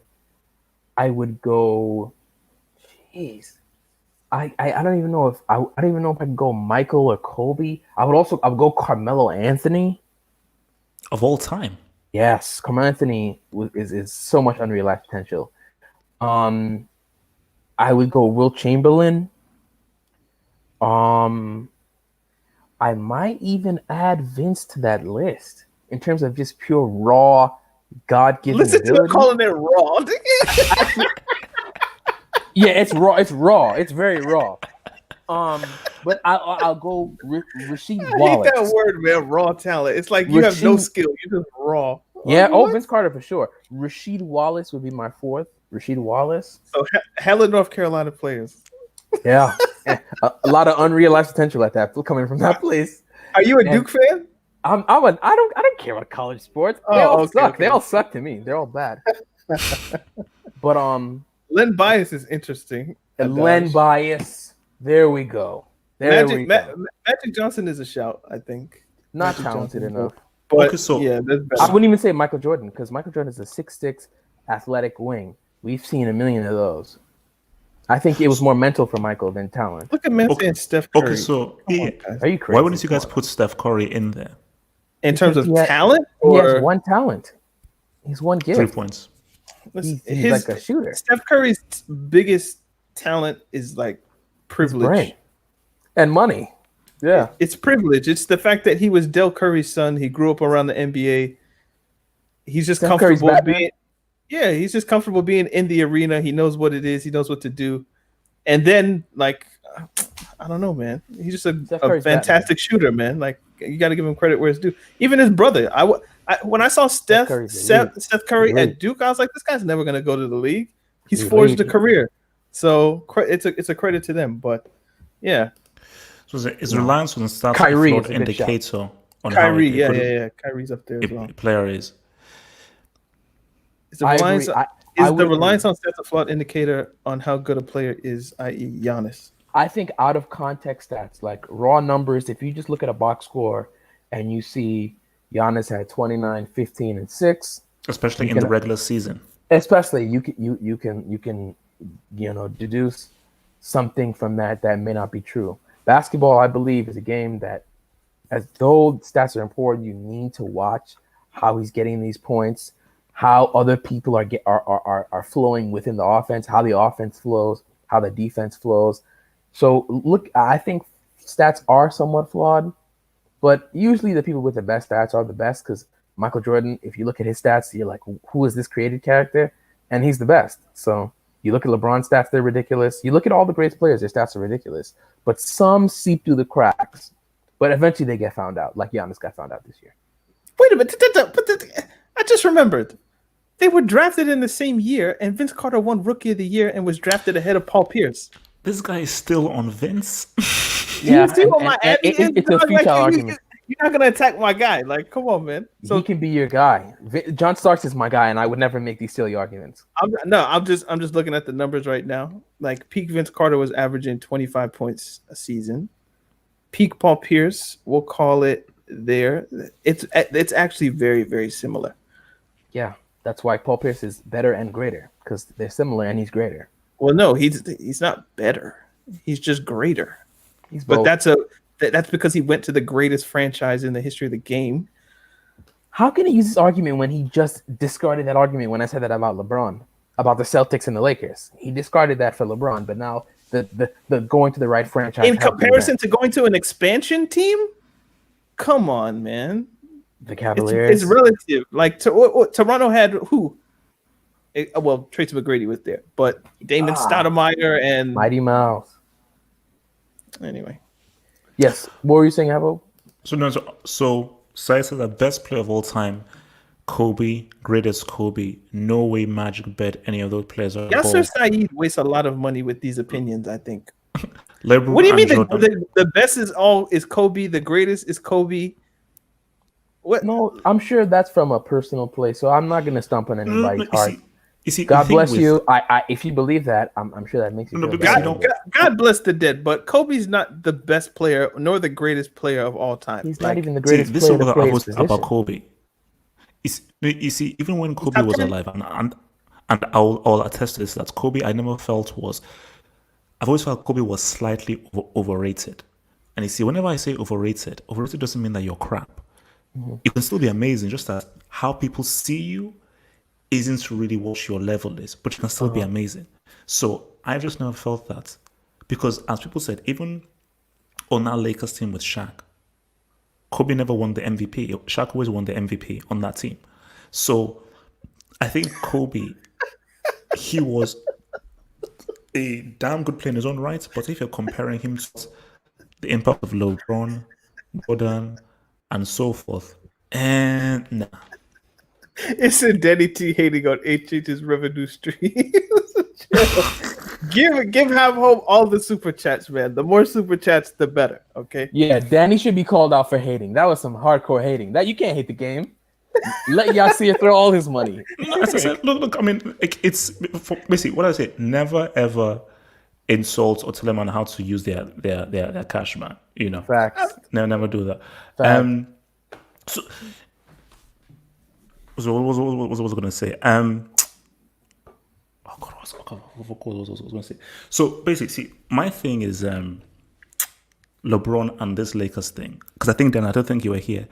So if he was to win with the Lakers, how does that change how you then view him? How big would that achievement be? Him winning with the Lakers, because obviously his batting average is still a bit messed up. LeBron's biggest achievement will always be he won Cleveland something, considering that city is cursed by God and Satan at the same time. So, like, that's his biggest achievement, coming back from 3-1 down in the NBA Finals against what many consider to be the greatest team of all time. Whether or not I believe that, that's what the story is.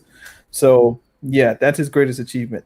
Winning a championship with the Lakers, it's an accomplishment, but it's not like some feat that I give him massive more credit for, because it's Los Angeles, the second greatest franchise ever. So I don't know how much I weight that, considering they have like 18, 19 championships or something like that. So, but it depends on how he does it.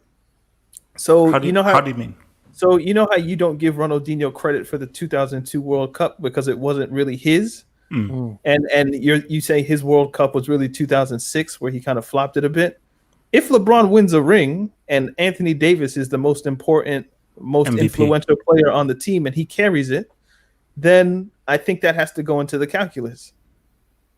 You know, so that's where I'm at with it, because I'm not going to expect 36, 37-year-old LeBron James to be the torchbearer of a championship winning team. I feel like that's a silly, like, this is maybe the last year I'll expect that from him, because 35 is pushing it. Like, the fact that he's doing this at 35 is a testament to his greatness.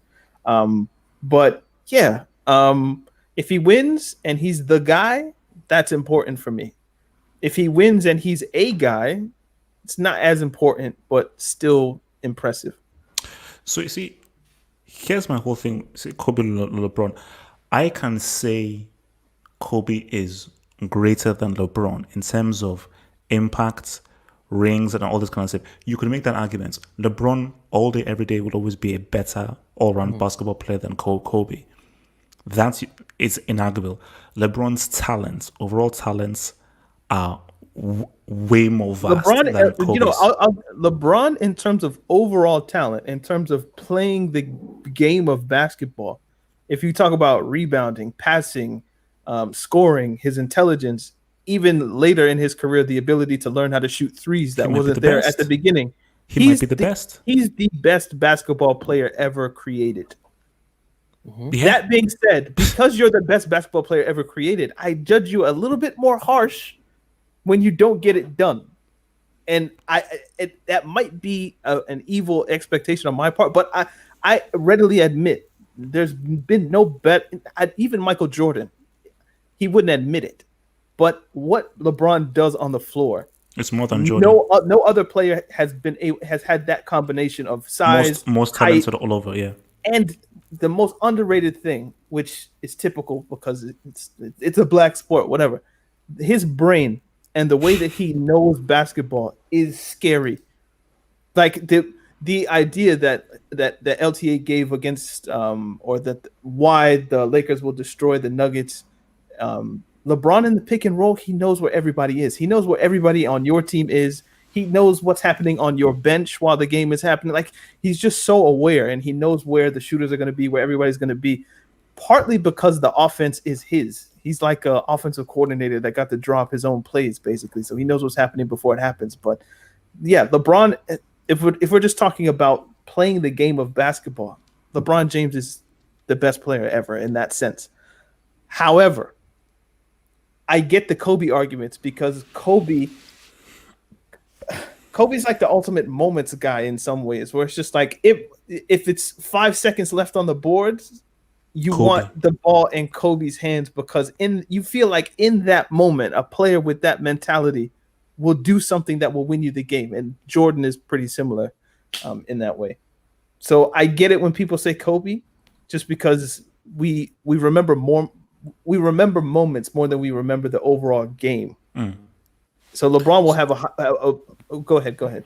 No, which is why I said you can say greater, Kobe is greater because of those moments, because those moments is what solidifies your greatness. But in terms of just raw technical basketball ability, LeBron is better than Kobe all day, every day. All day, every day. There is no argument. So your boy side says HH called Kobe overrated. The 2 rings Kobe won the Lakers without Shaq is unreal and impossible. No, it's not. No, it's not. Kobe's number 2 with power gossip. I rest my case. No, it's not. No, He it's said not. impossible. No, it's not. No, it's Pau not. Gasol is underrated. That's who's underrated. No, Pau Gasol was a decent player, and who did they play? They played my beloved Magic Oh, God. in one of those finals, who simply weren't ready, and they played the Spurs, Celtics. Celtics. The Celtics who weren't at their peak. They're still good, but they're not at their peak. So Magic, who were not ready, Howard, and the Celtics.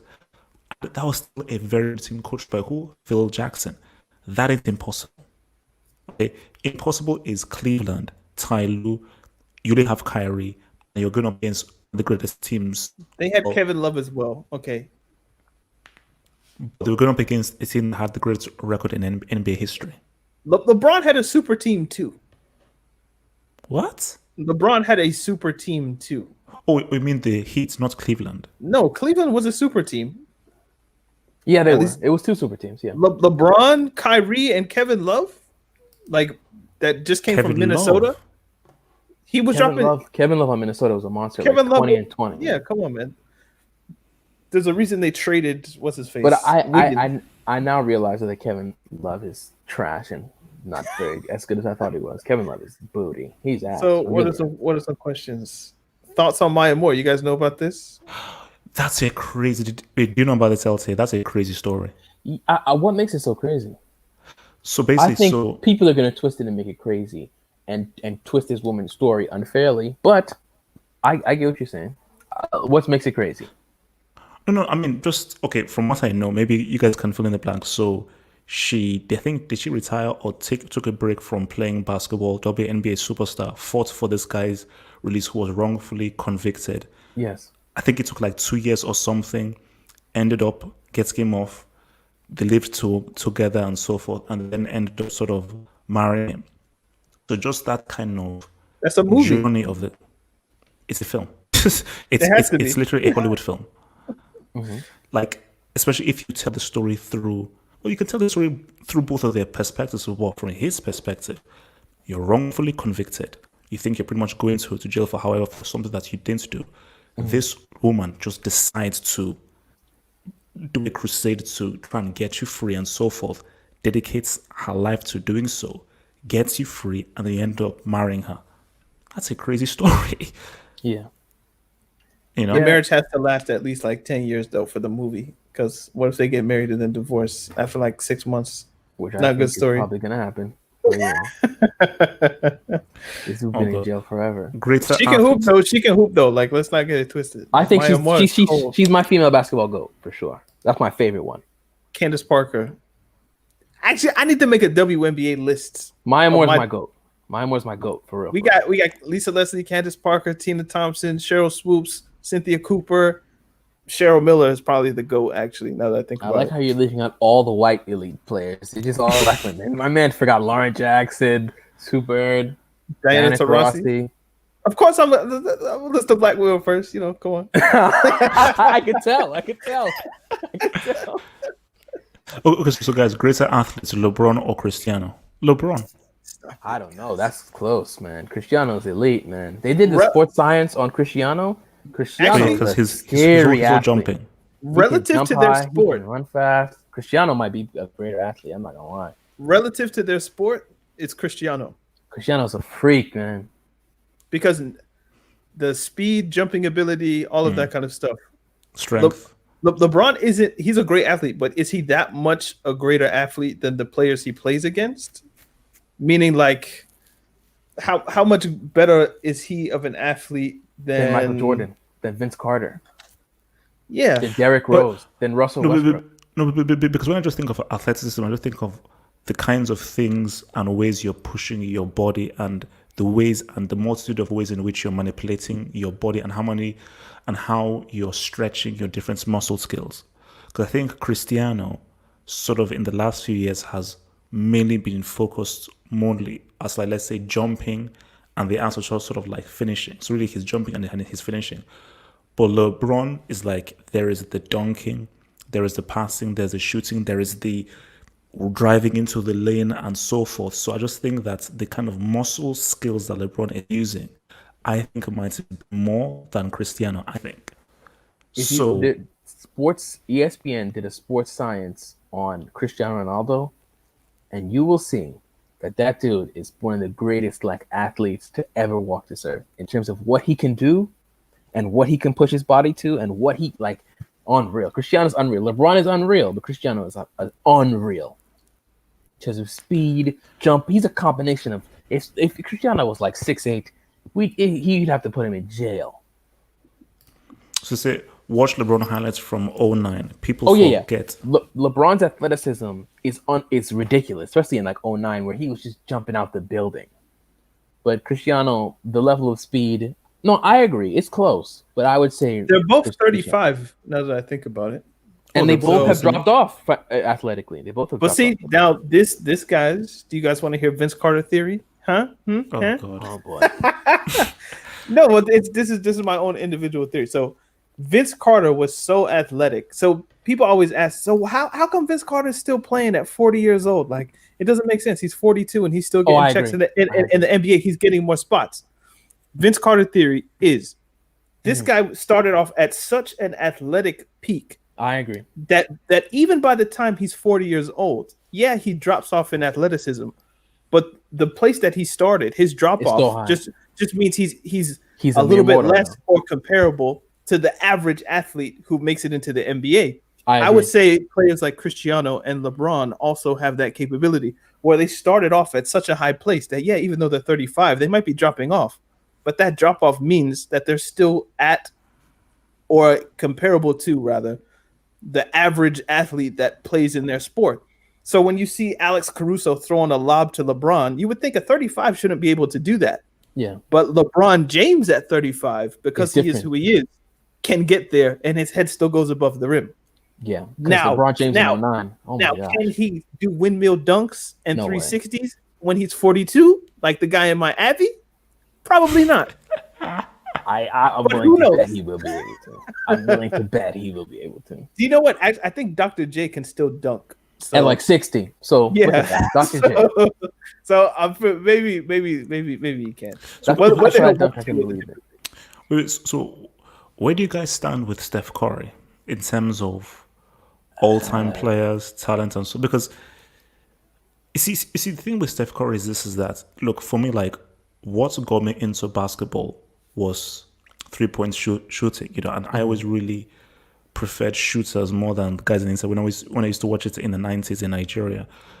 But so you think that I would really appreciate a Steph Curry, but when I just look at Steph Curry, I'm like, okay, you are the greatest shooter of all time. But I've never really been on the whole bandwagon of, man, this guy's one of the greatest players of all time. You should put it as the GOAT, because it just feels as if something about him just doesn't make me say I can ever put him in an all-time top 10 or top 15 list, because you're very good at a particular kind of skill, pretty good ball handling skills and everything, but your main thing is you're just have this unstoppable skill. Because as I said again, based on the rules of basketball so much, especially today right now, how do you stop a guy who can shoot from like the halfway line? It's stupid. Yeah, I haven't considered really, other than LeBron, but just because that's been forced in our faces since 2003, I haven't really considered really anybody from this era being in my top 10 or top 15, top 20 as yet, because they're still playing. So I guess Kobe retired in that space and he was in the conversation.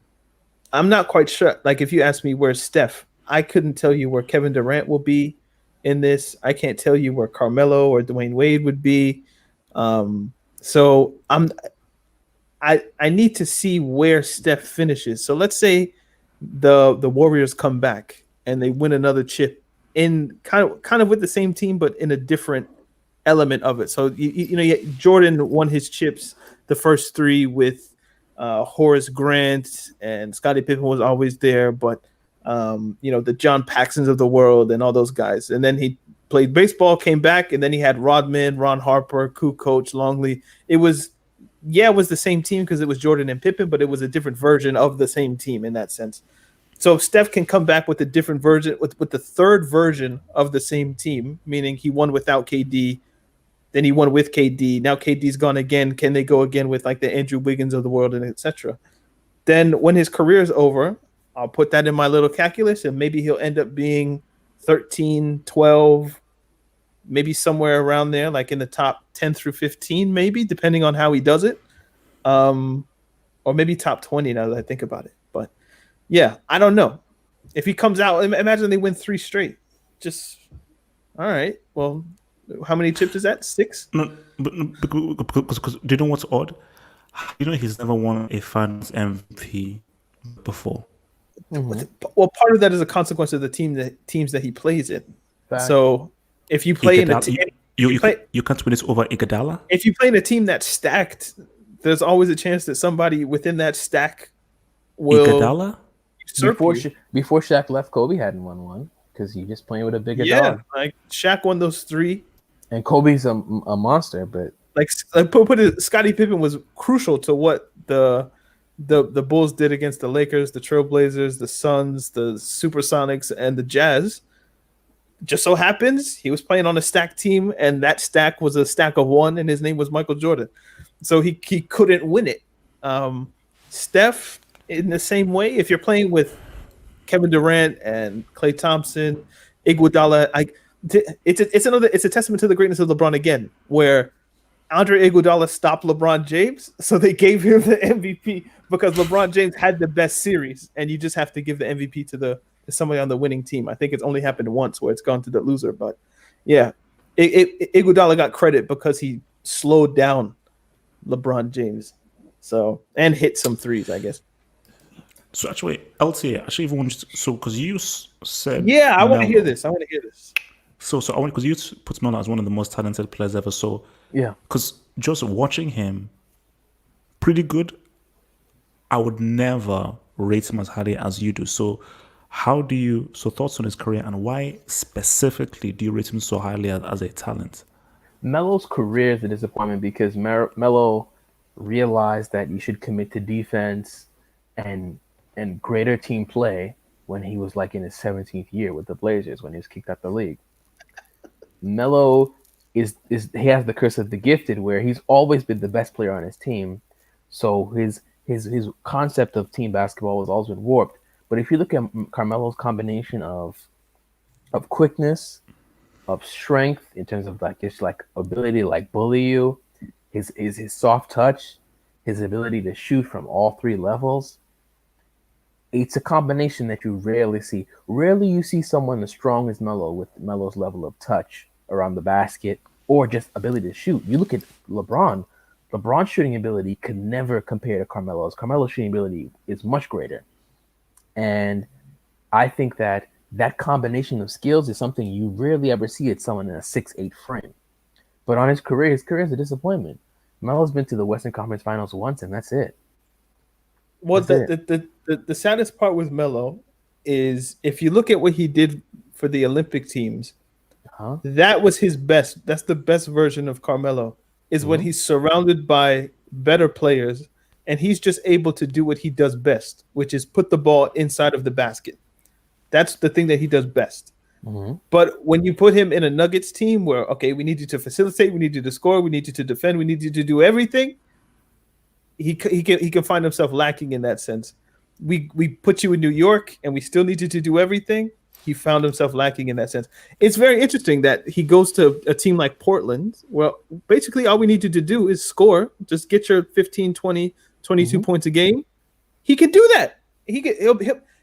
Look, Carmelo will be able to get 20 points in an NBA game when he's 45 probably, because that's what he does. I can shoot, I can score, I know how to jab step, pull up in your face very quick. Like, that's Melo. But it's just, I don't know if he was ever really able to carry the weight of a franchise in that way, which is why I think it was sad in a sense that the plan for, I guess, what's it called, the Banana Boat Squad, like LeBron, D Wade, Melo, Chris Paul. The plan was Chris Bosh was never in the plan.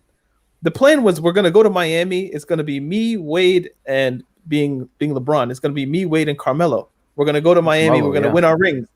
But Melo, credit to him, he loves his money, and New York offered him hella cash. Mm-hmm. So he was like, guys, I like the plan, but I'm not going to take less money to go to Miami. I'm going to go be king of New York with Amari Stoudemire, and I guess they sold him a dream that never really realized.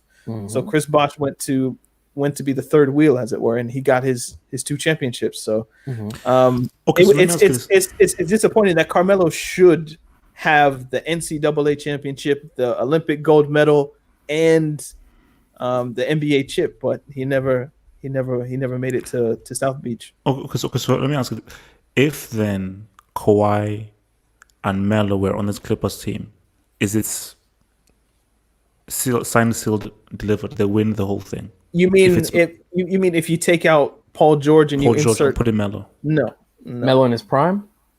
Oh, prime Melo, yeah. No, still no. Oh, still Melo no. now or in his prime, still no. Because I think so. Carmelo's commitment to defense was never there. That's one thing. At least Paul George will give you defense. You're asking me. Whoa! You're asking me if you substitute Paul George or if you substitute Carmelo Anthony with Paul George, can this Clippers team beat the Nuggets, or can they win a chip? Can they win the whole thing? Oh no! But they beat the Nuggets because Melo's fearless. Paul George would punk out. Melo would never go out the way. Yeah, because I was thinking, would this scenario that happened yesterday happen? I was never. like, no, Melo would never go out like that. Melo would never go 0 for 11 for. Well, I can't say never, but I would bet that he wouldn't go 0 for 11 or 1 for 12 or whatever it was. He's had some bad games. Of course, he's had bad games. No, but like the horrible like in the Western Conference Finals against Kobe. Bad Melo was bad. Bad Melo was bad. But if you gave me like flip a coin, who's going to be the worst player? It's going to land on Paul George 9 times out of 10, right? So yeah, there's no way Carmelo is going to just give you 3 points in a half. Mm-hmm.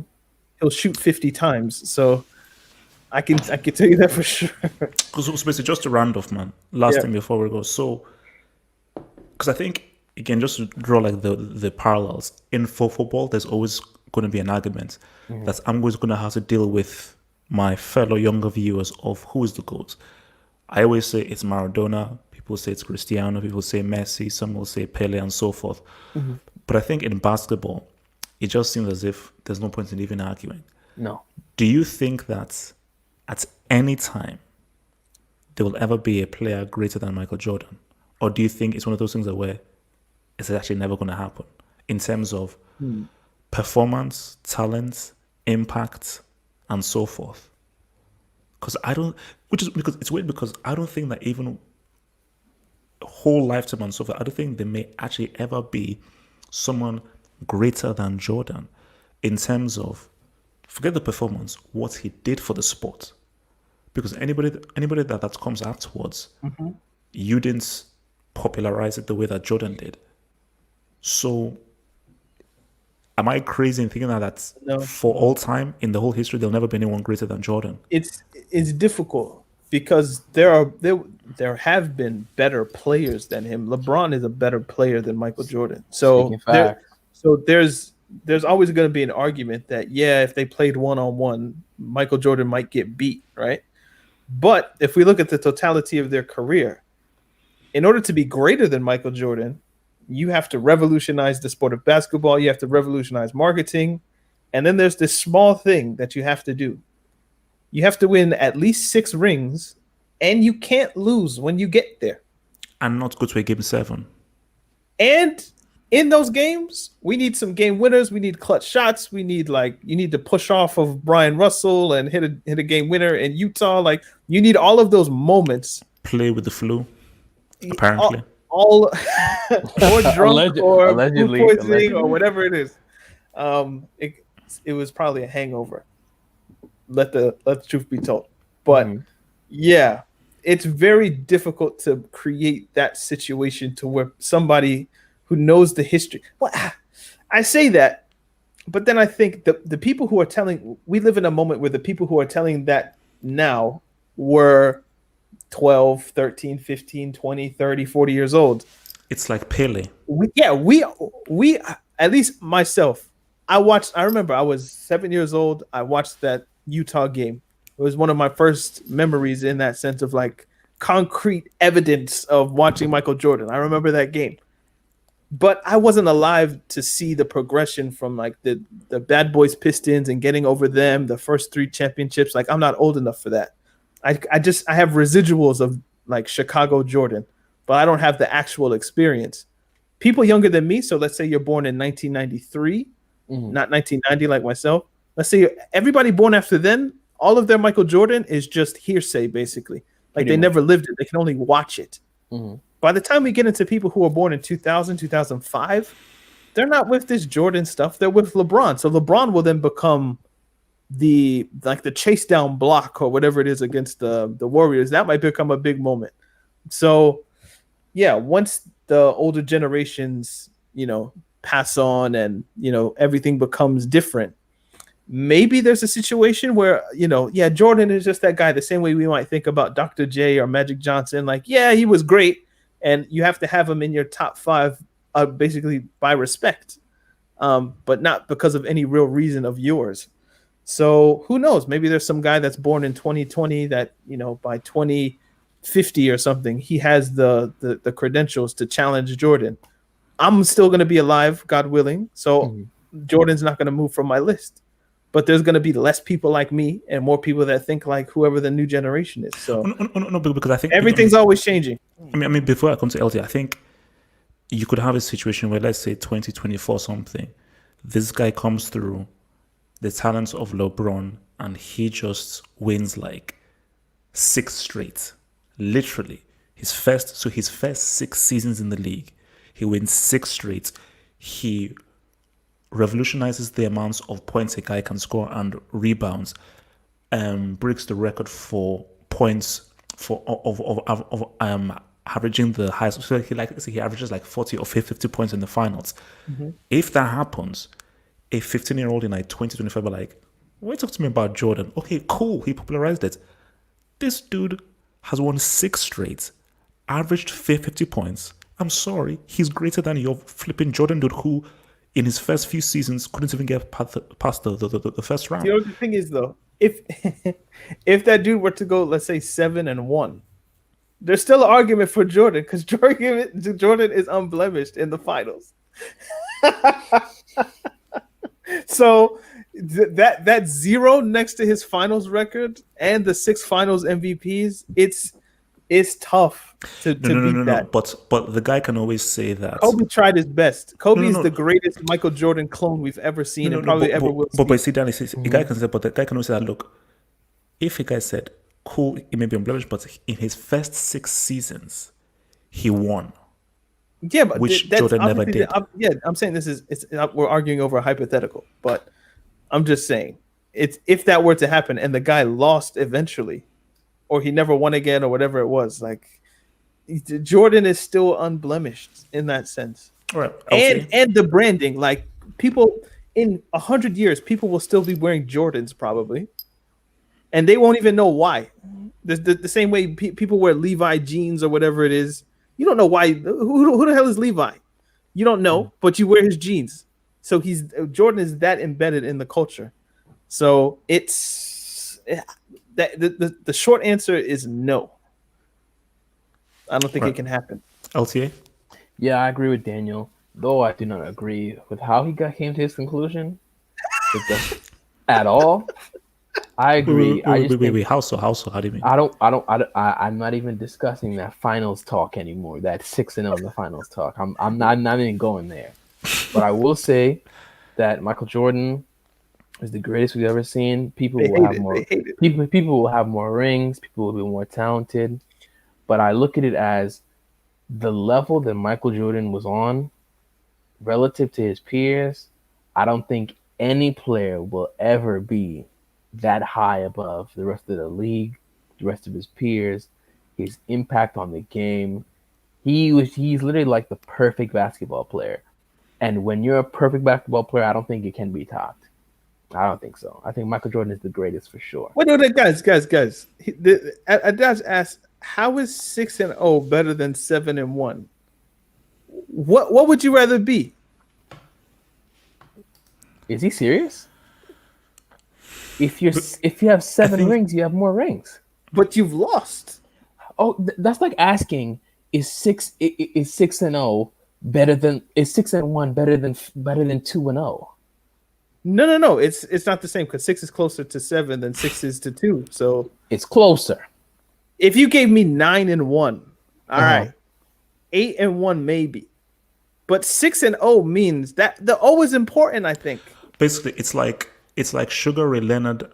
No, it's like Sugar Ray Robinson and Mayweather. People are saying 7 is literally more than 1. Well, yeah, I don't know what Daniel's talking about. 1 is literally more than 0. ADAJ3, Daniel is off his rocker. What? But no, guys. 7 rings is greater than 6 No, rings. but he's saying 7 is greater than 6, but 1 is greater than 0. And that's the losses. So that counts.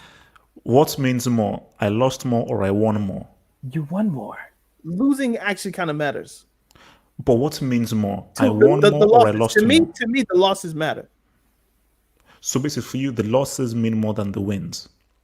It depends on how the loss is. It's a yes or no? Yes. Which is crazy. So basically, you would rather win 2 rings with 0 losses than win 7 rings with 3 losses.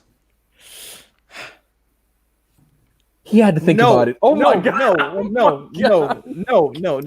I wouldn't. But if you'd rather win 2 rings with no losses and 3 rings with 2 losses, I think I'd rather have the 2 with no L's. Oh my goodness! But what if you lost in the second round or the first round? Those L's don't count anymore. Nobody cares about what happens in the conference finals. All anybody cares about is the NBA finals. But that doesn't make the L's less real. Just because you don't care doesn't mean it didn't happen. No. It kind of does. But historically, that's what matters. Do you know what's weird? Let's say we now go to a party, and you won 2 rings, no losses, and I won 3 rings. And like, hey man, I'm on blemish. I'm like, look at these 3 rings. Look at your 2 rings. I have more rings than you. But I can always chat to you. Yeah, but I can always chat to you about you lost, and you can say, well, I have more. I have more. Yeah, but I didn't lose. But my thing though is that, let's say that somebody let's say that there's a guy who's never watched basketball in his life. Okay. How can you prove I'm going to kill both of you guys in a second, but finish. Okay. How can you prove let's say that there's an alien. There's an alien who knows nothing about basketball. Yep. How can you prove that I lost more when I can literally show him physical evidence that I have more rings than him? How can you prove that you lost more than me? If this guy doesn't know anything about anything, all he knows is what we show him. Then I have to explain him what I don't know. Now, are you ready? Would you rather be let's say both of you guys are boxers, right? Would you rather be 40-0 or would you rather be 50-2? 50-2. 50-2. I won 10 more boxing matches than you. You guys don't believe that. You guys do not believe that. You guys are just saying this because it goes with your argument. No. But there is no way that you would rather retire with 2 losses on your record with 10 more wins than a 40-0 fighter. Stop it. You wouldn't. So, pause. You would rather be Manny Pacquiao than Floyd Mayweather? Manny Pacquiao's not 50-2. Manny Pacquiao got his head knocked off and lost more than 2 times. He's not 50-2. You said 50-2 or 40-0. 40 no. Manny Pacquiao. I saw Manny Pacquiao die. Okay. No. Would you rather be? Who's a fighter that we could choose? Sugar Ray Robinson, Tyson. Yeah. Would you rather be Mike Tyson? Mike Tyson lost way more than 2 times. Mike Tyson lost a lot. Yeah, well, okay. Would you rather be Mike Tyson or Floyd Mayweather in that sense? Like, would you rather have a bunch of L's but a bunch of wins, or a few amount of L's but a lot of wins, or a lot of wins and no L's? Guys, no. Let me look at how shut this Tyson down. is looked at. Let me shut this down quickly. If we do the boxing analogy, right? You cannot in boxing. If you lose to the greatest or the worst, it still counts as an L. You don't count L's outside of the NBA Finals when you have to win so much to even get to that point. This is crazy talk, Daniel. Get off this ledge before it's too late. It's crazy. It's crazy. No, guys, I think I'm right. I just think I'm right. No, you think you're right. You would rather are, be undefeated in the most important match than have an L on your record. That would be fine if you were born in that match, but it takes many wins just to get there. No. I've got it. Okay. Do you want me to be real? It takes like 12 wins to get there. Okay, Dan, let me be with you. You're comparing individual sports and team sports. Listen to this. So in terms of individual sports, there is an ego that comes to it. So you know what? I admit that I would probably rather be a Mayweather than have losses because it's an individual sport, toe to toe. But in team sports, there's so many different variables. 3 minutes to figure out how you were going to respond to that question, which that's a win for me that he had to figure out. Because there's no way you would take 50-2. There's no way you would take it over 40-0. Stop it. So it says one thing that wasn't mentioned about Steph Curry changed the game single-handedly. Yes, he has the shots coming, 2016, 3-1, etc. Yeah, okay, he changed the game, but he changed the game in a sense that I don't really care. That I don't think is really that much of a big deal. Like, okay, wow, you're an amazing 3-point shooter and so forth. Okay, it's like I just don't see it as a big, massive deal, and it's not enough for me to. I have a question for LTA. I think this is important. I think this one's important. Would you rather lose in the semifinals or the finals? I wouldn't rather lose.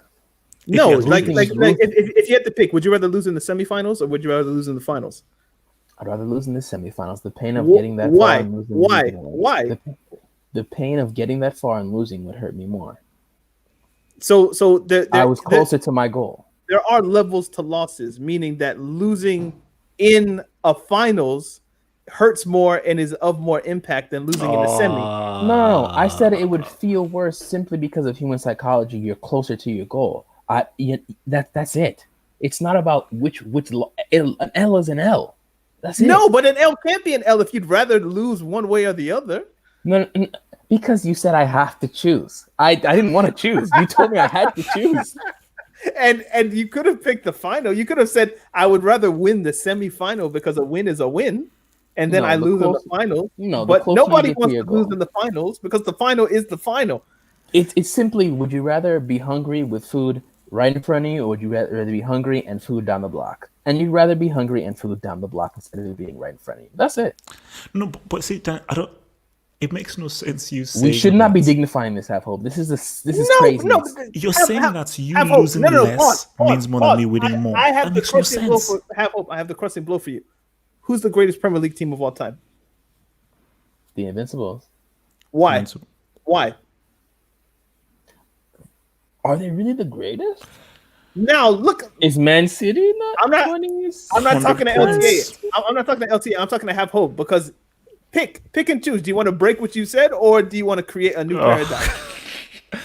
Daniel, stop reading the live chats, okay? And please I saw him see Invincibles. I saw him read that. I read that as well. They're helping me. You know. Okay. It's okay. You can be stuck. It's okay. But we know what the truth is. Nobody wants L's. No, but Daniel, do you know what you say doesn't make sense because you just told me that losing less means more than winning more. That makes no sense. I won more than you. That's what matters. It's the inverse of winning more and losing. Look, guys, you just don't want L's on your record, man. It's better historically to say you were undefeated. There's a reason who knows who Rocky Marciano is. You've probably never watched a fight, but you know he was 49-0. If he was 50-1, nobody would care about him.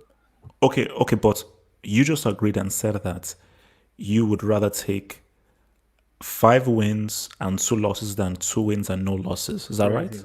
Craziness, man. Say again? So which would you rather take? 5 wins, 2 losses, or 2 wins, 0 losses? It's tough.